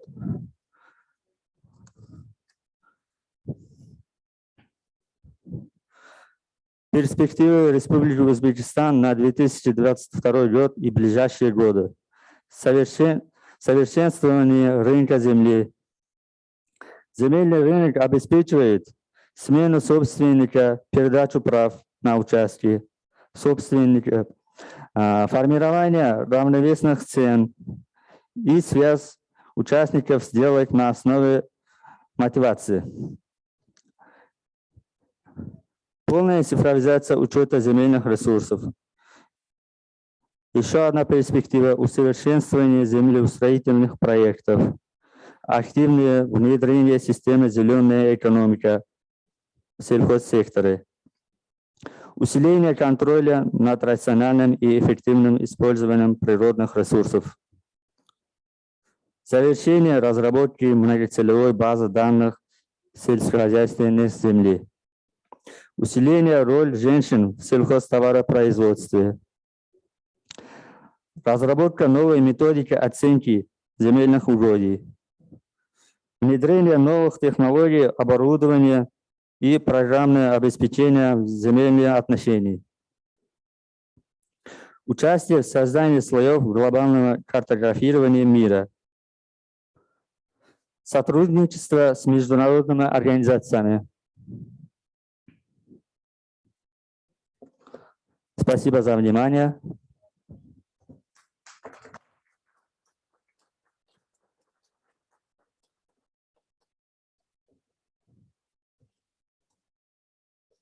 Thank you very much.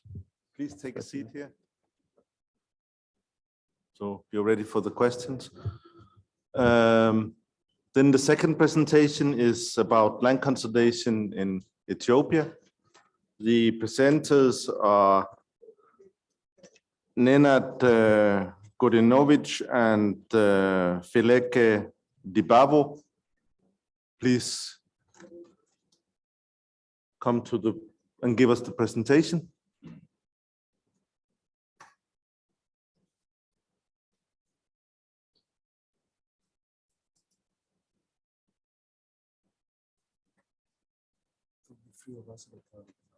Okay, for 10 minutes. Okay, then.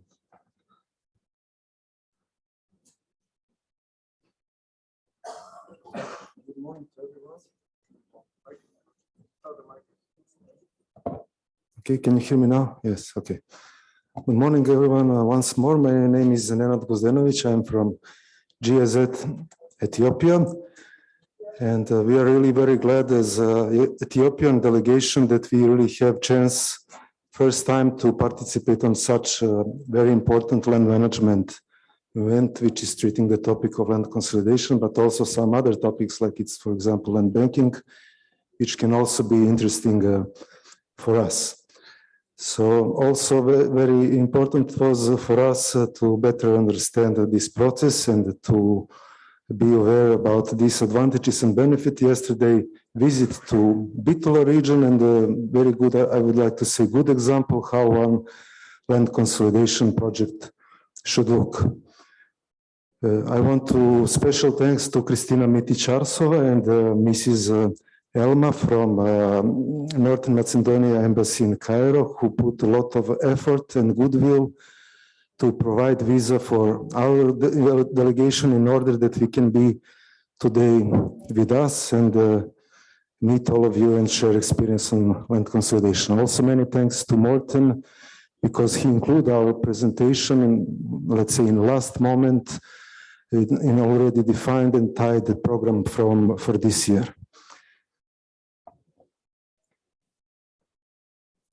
Okay, this is just a short content of the presentation. We'll speak about the details and goal, then political and legal framework, main project outputs and activities, and then we will also have chance to present our partners, institutions, and most important tasks and the responsibility related to land issues.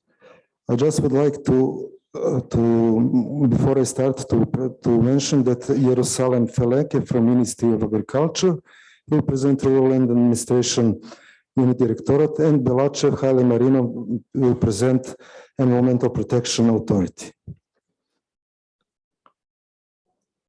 So GIZ and general government continues to support this very important land management issue, especially this time in Africa and Ethiopia. Project is commissioned by German Federal Ministry for Economic Cooperation and Development, implemented by GIZ. Main partners is on federal level, Rural Land Administration and Unit Directorate, and also on regional level, Amara Land Administration and Use Directorate. Budget is 10 million euro. Project should be implemented until 2022, but I would like just to mention that actually officially we start our project in January last year. Project main goal is to create enabling conditions for implementation of participatory land consolidation procedures. If you talk about political, legal, and institutional framework, I would like to mention that in Ethiopia there is no any experience on land consolidation until now. There is no legal base and there is no capacity development on this topic. That's also why for us was important to participate in this event. Main project outputs and activities, it's divided in four, let's say, components. The first two, it's focusing on gathering experience for land consolidation procedures and voluntary land exchange, as well capacity development of local authorities and private service providers using experience from pilot implementation. In that regards, I would like just to show what was done until now within Amara pilot land consolidation activities. We selected 6 foredas, or in Ethiopia, in European standards, it's mean 6 municipalities. Selection criteria, it's usually more or less the same as is for the other pilot areas when we selected. I would like to underline that first-time government institution for the purpose of this project made decision to start land consolidation process, but also to establish VREDA technical teams, which is equal to Land Consolidation Commission in European standards, and Land Consolidation Committee, which is equal to Board of Participant standards in Europe. We also done a lot on in this moment on raising awareness activities and the current legislation, data collection, and trained VREDA technical teams in this 6 pilot VREDAs. And also one very important issue on which we will work, it's because in Ethiopia there is no private land. All land belongs to Ethiopia and people of Ethiopia according to constitution, so there is no market-based value. So in this moment we are developing a comparable land value methodology, and also we will use GIS application for that. And I hope on some of the next LANDNET events we can inform you and update of the progress this very important phase. We will also focus on a small-scale infrastructure intervention in some pilot Kebeles. I just want to mention that the third component is dealing with the legal aspect. We will draft the law on federal ministry level, develop guidelines on public common systems, and also I already mentioned land valuation methodology. Also very important for this process, it's CALM program, which is supporting second level certification, but I don't want now to spend the time and to speak a lot about that because my colleague Jerusalem will tell more about the importance of this process for land consolidation. Okay, thank you very much.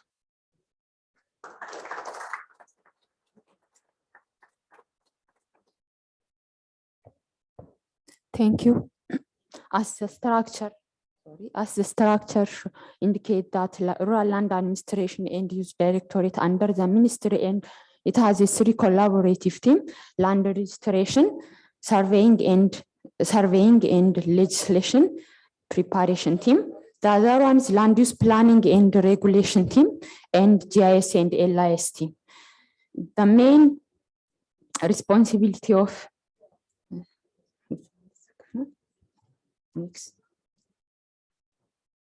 and task of this team collaboratively overseeing land use and land tenure of land outside large-scale agricultural investment land, initiate and development new policy idea, amendment of the existing land use policy, adopt modern rural land administration system, follow up the implementation of rural land administration and use proclamation number, implement rural land administration and use proclamation, create the system of the exchange of information between region and the federal government, provide a national level strategy planning framework, the capacity building as a long-term, medium-term and short-term planning, and participate in different type of research.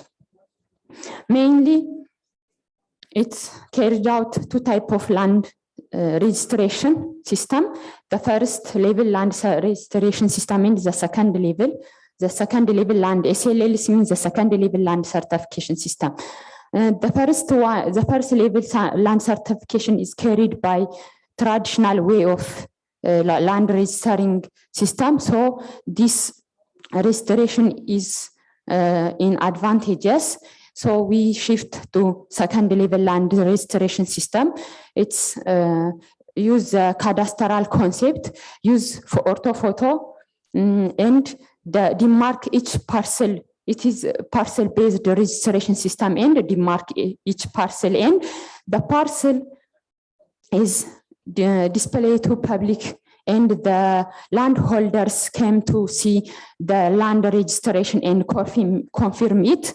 Then for each parcel prepare certificate and give to the landholders. This shows that process.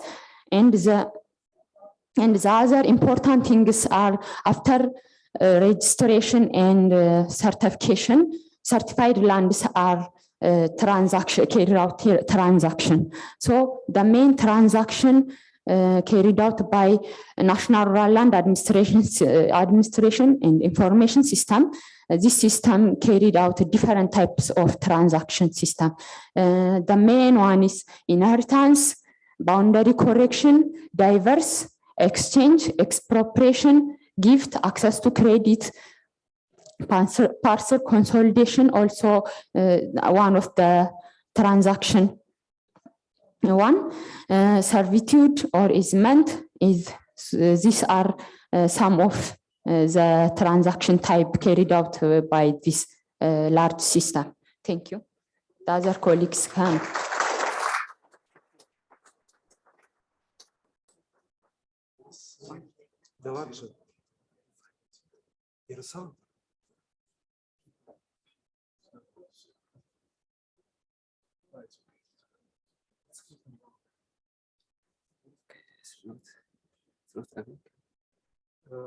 Možete molim vas prezentaciju?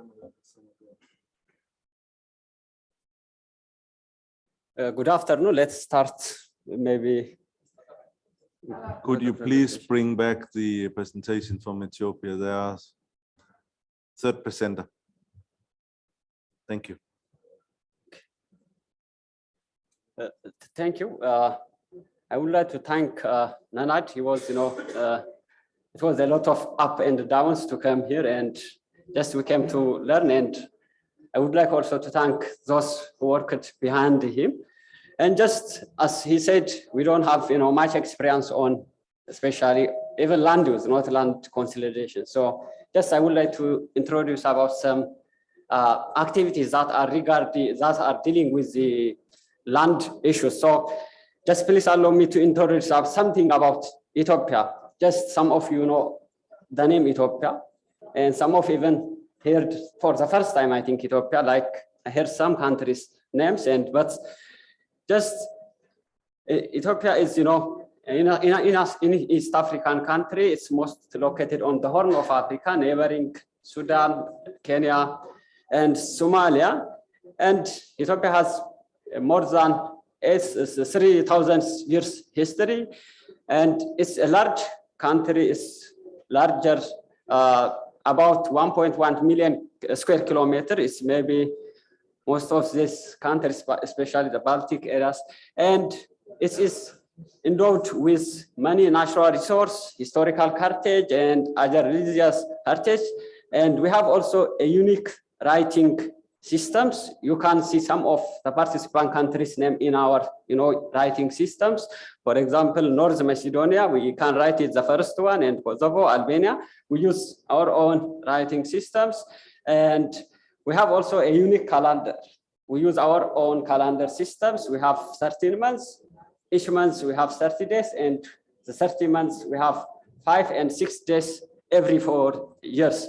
So we have also our own counting system. Now this is in the Gregorian calendar 2022, and our is 8 years behind 2014. We use our own calendar, and agriculture is the dominant economic source of the country because it contributes 40% of the total GDP, and most of 80% of the total population depend on agriculture. So land is a crucial issue for our government, also for the nation.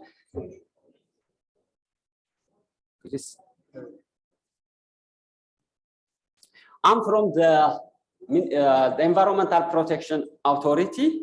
Our goal is to protect the human health and the environment from any diverse negative effect of economic activity, so that enable us to achieve sustainable development. And we have enshrined these objectives in our constitutions. This include protection, sustainable use, and improvement of the country's natural resource, the right to clean and healthy environment to all Ethiopians. We have to ensure that one. And we have also to ensure a sustainable development. It is stated on our constitution, and we have also to work on the mainstreaming of environmental issues into the national policies and other government plans. We have been working on land-related issues, especially we have hosted a project called National Integrated Land Use Policy and Plan Development Project Office. It was hosted and supervised by our organization, and the main objective of the project is to formulate policies and policy instruments that transform Ethiopian land use system into sustainable development. So they have achieved some activities. They developed a national integrated land use policy framework, which guides the development of land use policy in the country, as well as land use law. And they performed or conducted some awareness raising activities, especially on the land use for higher official, as well as for those working at the lower level administration. Next, yeah.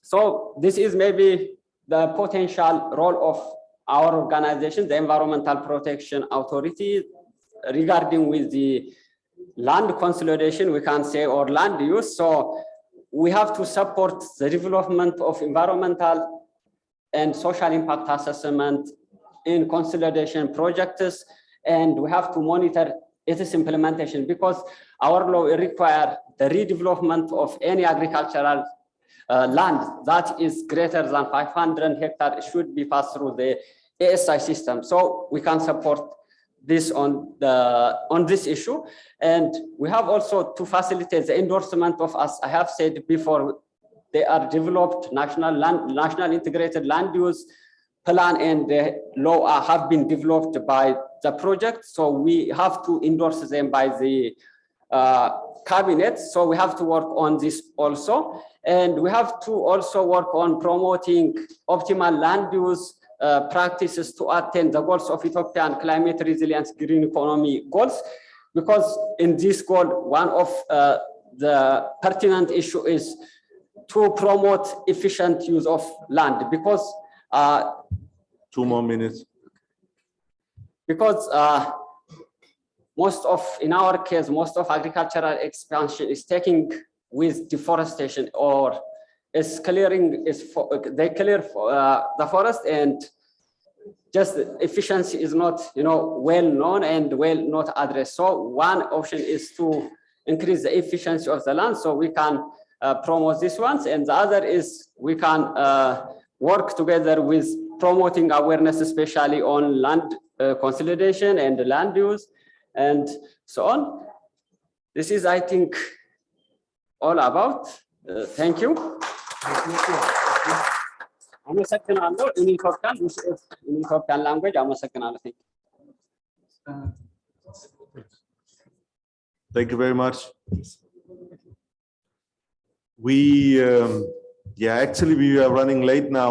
We have lunch at 12 o'clock. We need to take a group photo before, and we have the election of the land board and the discussion on the way forward with the LANDNET as well. So unfortunately, we have very little time for questions. I would suggest that let's take one question for each of the presentations if we have questions, and then I suggest if there are questions also in the chat, then please write them in the chat if you have questions online, and we will capture them and follow up on all questions and bring them to the presenters, to their awareness, and they can respond and follow up. But let me see if there are any questions in the room here. I do not see any. Radmila, do we have any questions on the chat? Not yet. Okay. Nothing from the online participants. That we have said already. Group photo is before we go to lunch outside. Yes. But we have more things on the agenda first. Let's give a big hand for the two presentations from Uzbekistan and Ethiopia.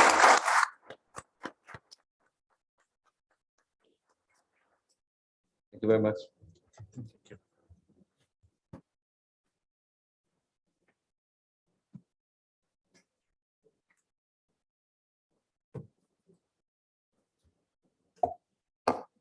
And now the final part of the workshop.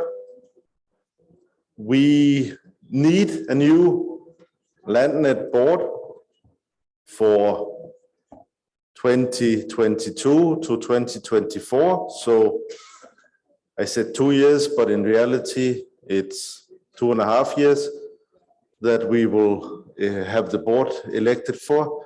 The previous board's mandate, I think, ended in 2020, but because of the COVID pandemic, we could not meet and elect a new board. We felt it did not really make sense to try to organize it. So we continued with the previous board. I would like to thank the board members who have been active in the board until now for your support and your participation. The LANDNET board is advisory to FAO and to the informal technical community that we call LANDNET on the way forward. Influence on the way forward is not only restricted to those who are members of the board. In fact, we are always open to discuss opportunities. Let's go to the new board. We have received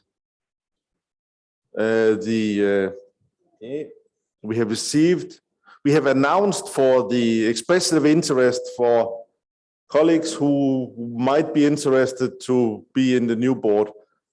And we have, as I mentioned on Wednesday when we started, we have 8, I believe, very good candidates for the new board. I would suggest I will very quickly, let's say, show you who the candidates are, and then we will take the next steps toward. We have 8 candidates, and actually I think 8 candidates is a very suitable number for the board. So if there are no objections, but let me now show you the names first. The first candidate is Erik Blåbjerg. Erik is working for the Danish Ministry of Food, Agriculture and Fisheries. Has an education as a land surveyor and working international for several years. Second candidate is Andrew Cartwright. Could you, there he is.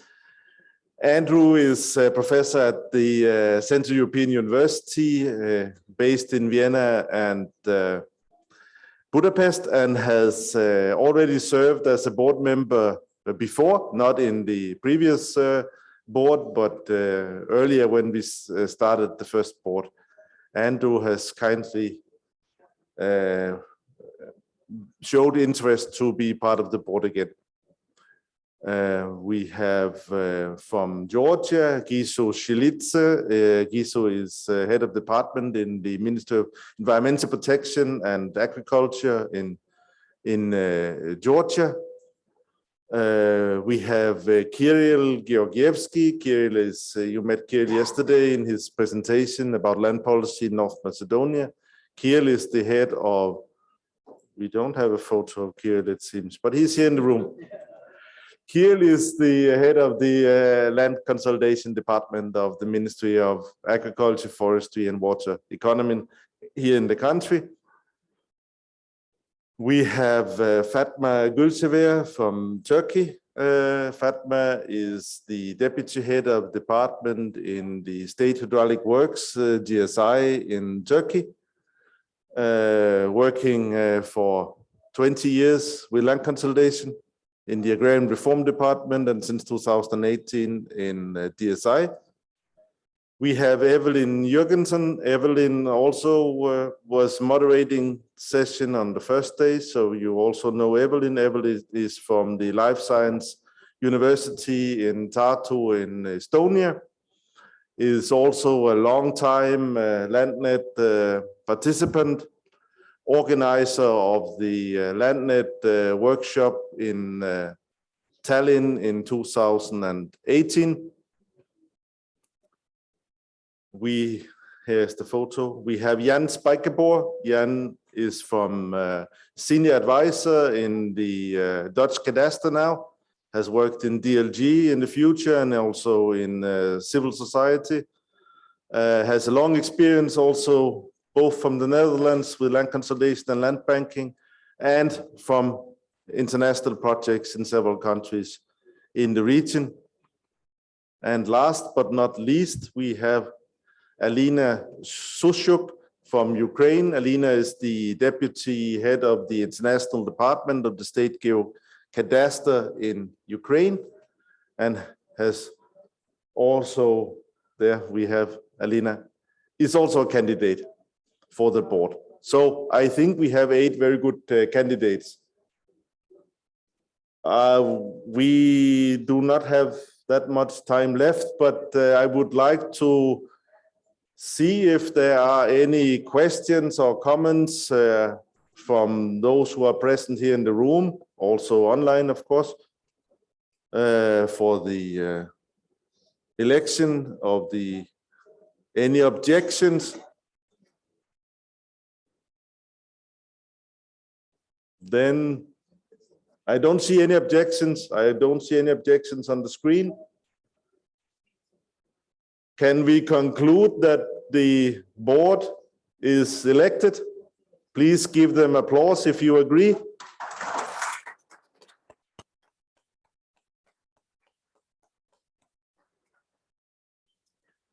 I would like that we have, let's say, a very short meeting with the board members.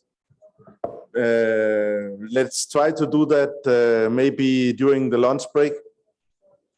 The tradition is that the board elects or decides who is the chairperson or president or whatever we call it. I think we do not have clear terminology on this, but we need to have a chair for the board. And it's usually done in the way that the elected members of the board, they decide who will be the chairperson. So board members, please, we meet during, let's say, maybe we have lunch first, group photo lunch, and then board members meet before we all leave from the workshop. Very good. Then a few words about the way forward. I think it's important that we follow up on the discussions that we have had, the topics that we have been discussing for the last 3 days: land banking, land consolidation, land market development, land abandonment also is more important as ever before. We have the issue of trying to provide our contribution to ensuring food security in the region and in the world and in the countries that you are coming from. Strengthening local food production was mentioned. This is really key. The suggestion made by Andrew to follow up maybe also as a community of technical experts to try to influence also at a regional level, perhaps the decision makers. I like that proposal very much. Let's follow up with that in the discussions with the new board, where Andrew is now elected as a member. I would like that very much, that we can try to make the political influence that we all have together, let's say, try to use that influence that we have in all our daily work, but also as LANDNET, as community. We hope to organize the next workshop next year, the next LANDNET workshop next year. For this, I see Turkey would like to make an announcement. So Metin, I would like to give the floor to you. Would you please?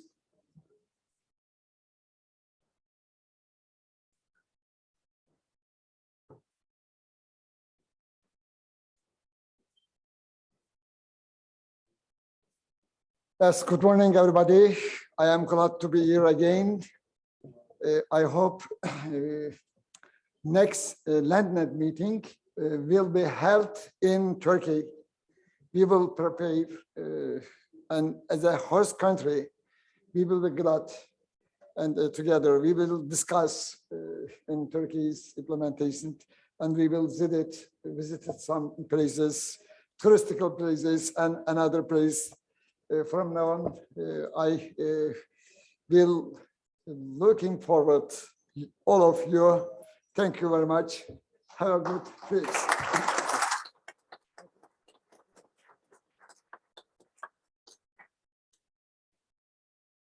Thank you very much to Turkey for this kind offer to host us 2023 in Turkey. Actually, this is the second time we will be in Turkey, as we have also been in North Macedonia before. We were in Turkey in 2015 as well, where we had an excellent workshop. So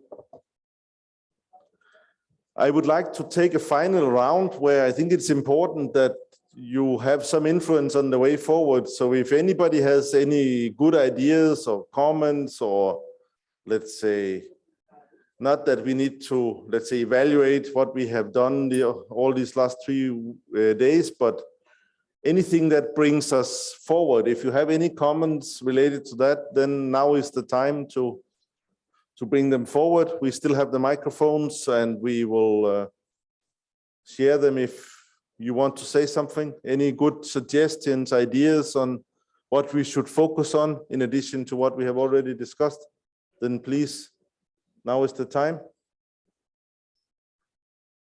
Who will go first? Michael, do you have a microphone?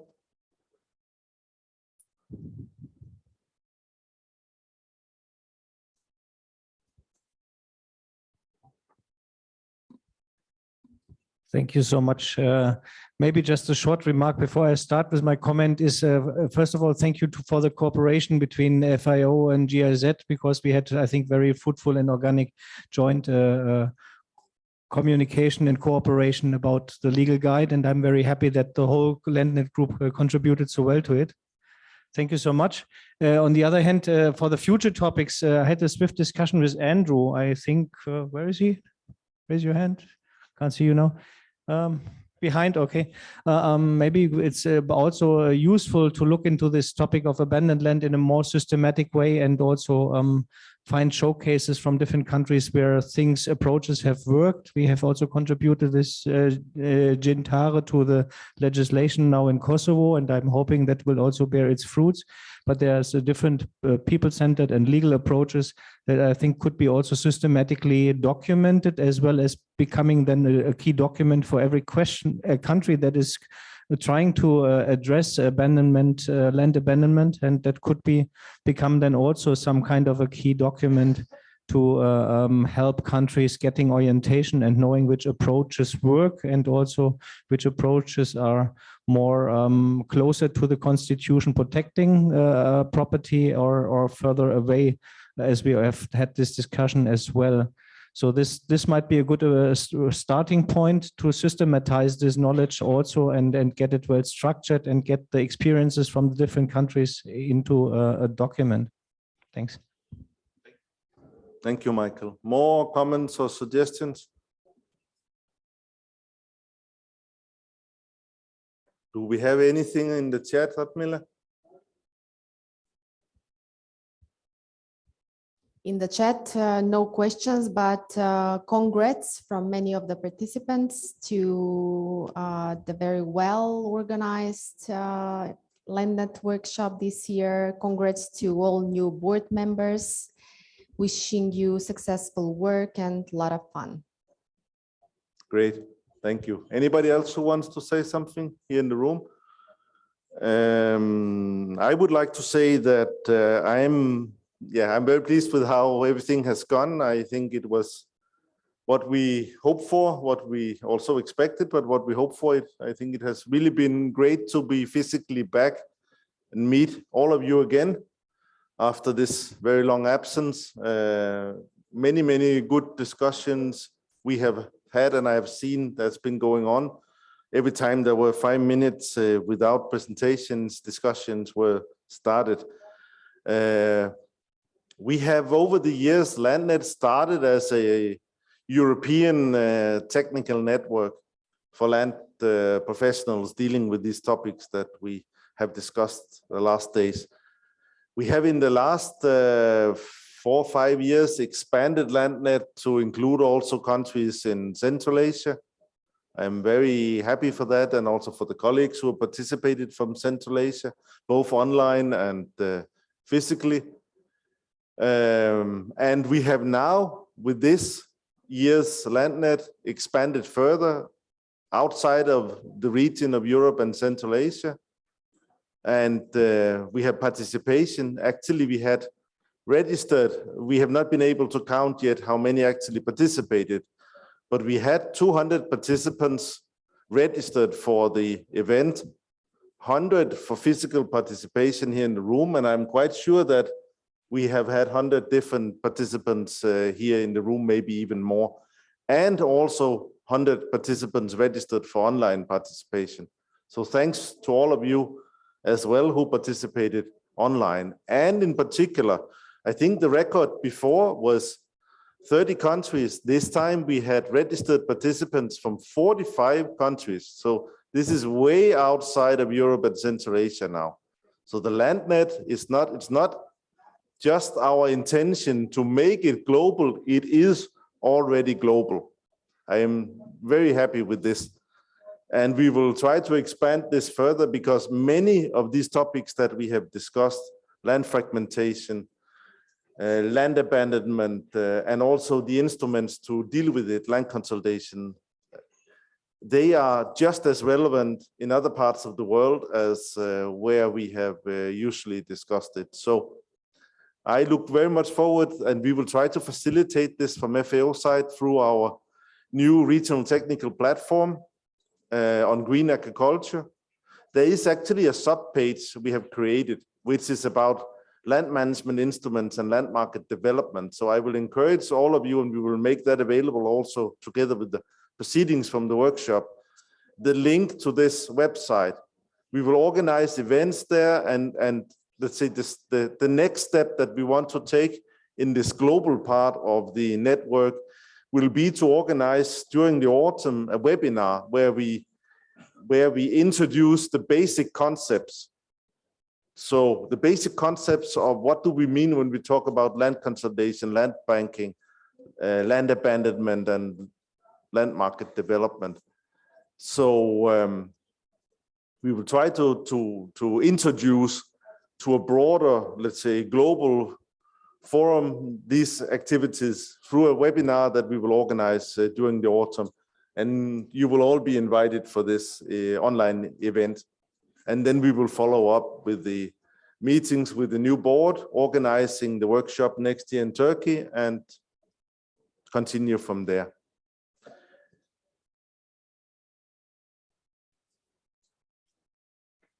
I am also very pleased now that we have together with us here in the room the Deputy Minister of Agriculture, Forestry and Water Economy, Mr. Abdul Shur Abedini. Minister, the floor is yours. Sorry for my mistakes with your name. Thank you. Respected LANDNET participant and partners, respected representatives of FAO, the EU delegation and the Faculty of Civil Engineering, respected colleagues, ladies and gentlemen. It's my great pleasure to be here today at the closing of the 3-day International LANDNET workshop in Skopje. As co-organizer of the event, together with FAO, the Faculty of Civil Engineering and EU delegation to North Macedonia, the Ministry of Agriculture, Forestry and Water Economy, is honored that our country hosted more than 118 land management professionals from around 40 countries to discuss land consolidation and land banking instruments and their application in the region. I am confident that you all had productive work during the 3 days, strengthening the regional technical network, sharing regional experience, and making connection for future partnerships in supporting land consolidation and land banking, and addressing rural depopulation and land abandonment facing rural areas.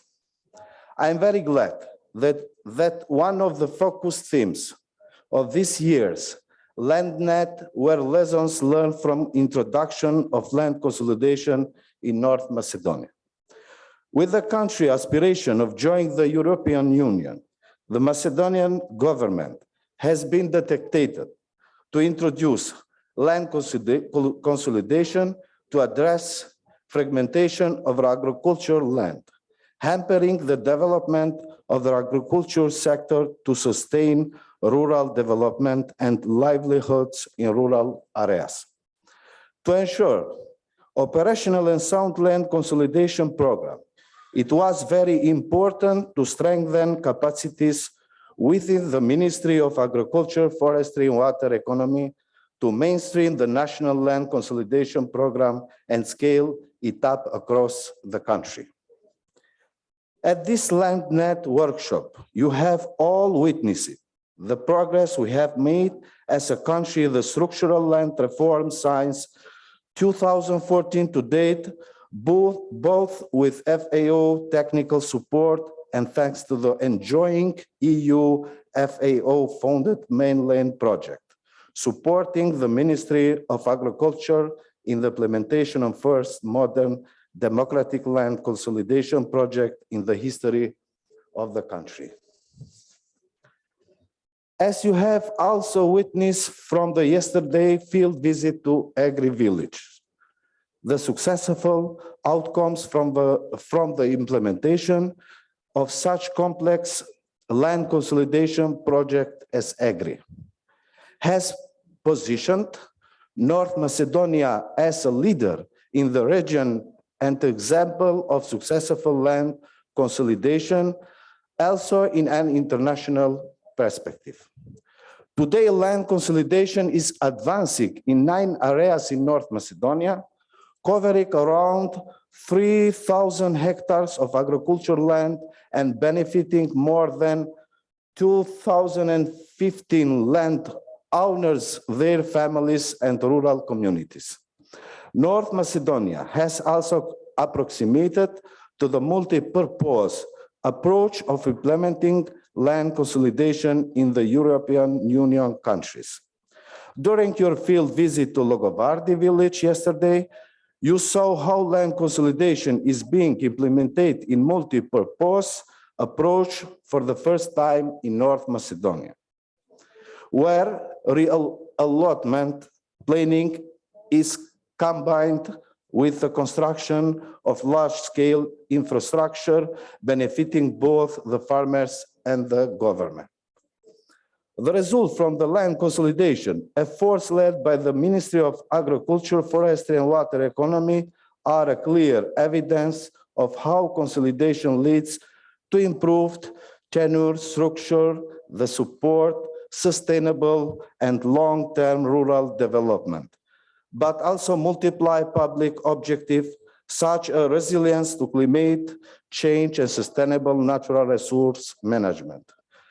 The examples you have seen this day will serve as a model for the enjoying and future project under the National Land Consolidation Program in North Macedonia and hopefully other program country of FAO. I am confident that the exchange you have made these 3 days on good practices and country experience with land banking, land consolidation, as well as policy option to address land abandonment in our region, will lead to opportunities for our cooperation and partnerships of this important development area. Thank you all for your active participation, and I hope you enjoyed your stay in North Macedonia. Looking forward to future cooperation. Thank you.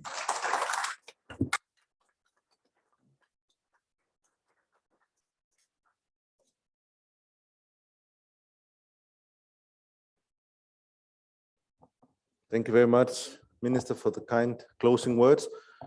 I think that is it. We finished. Let's go for the group photo and then enjoy the lunch, and then we all go back to where we came from or somewhere new. Thank you.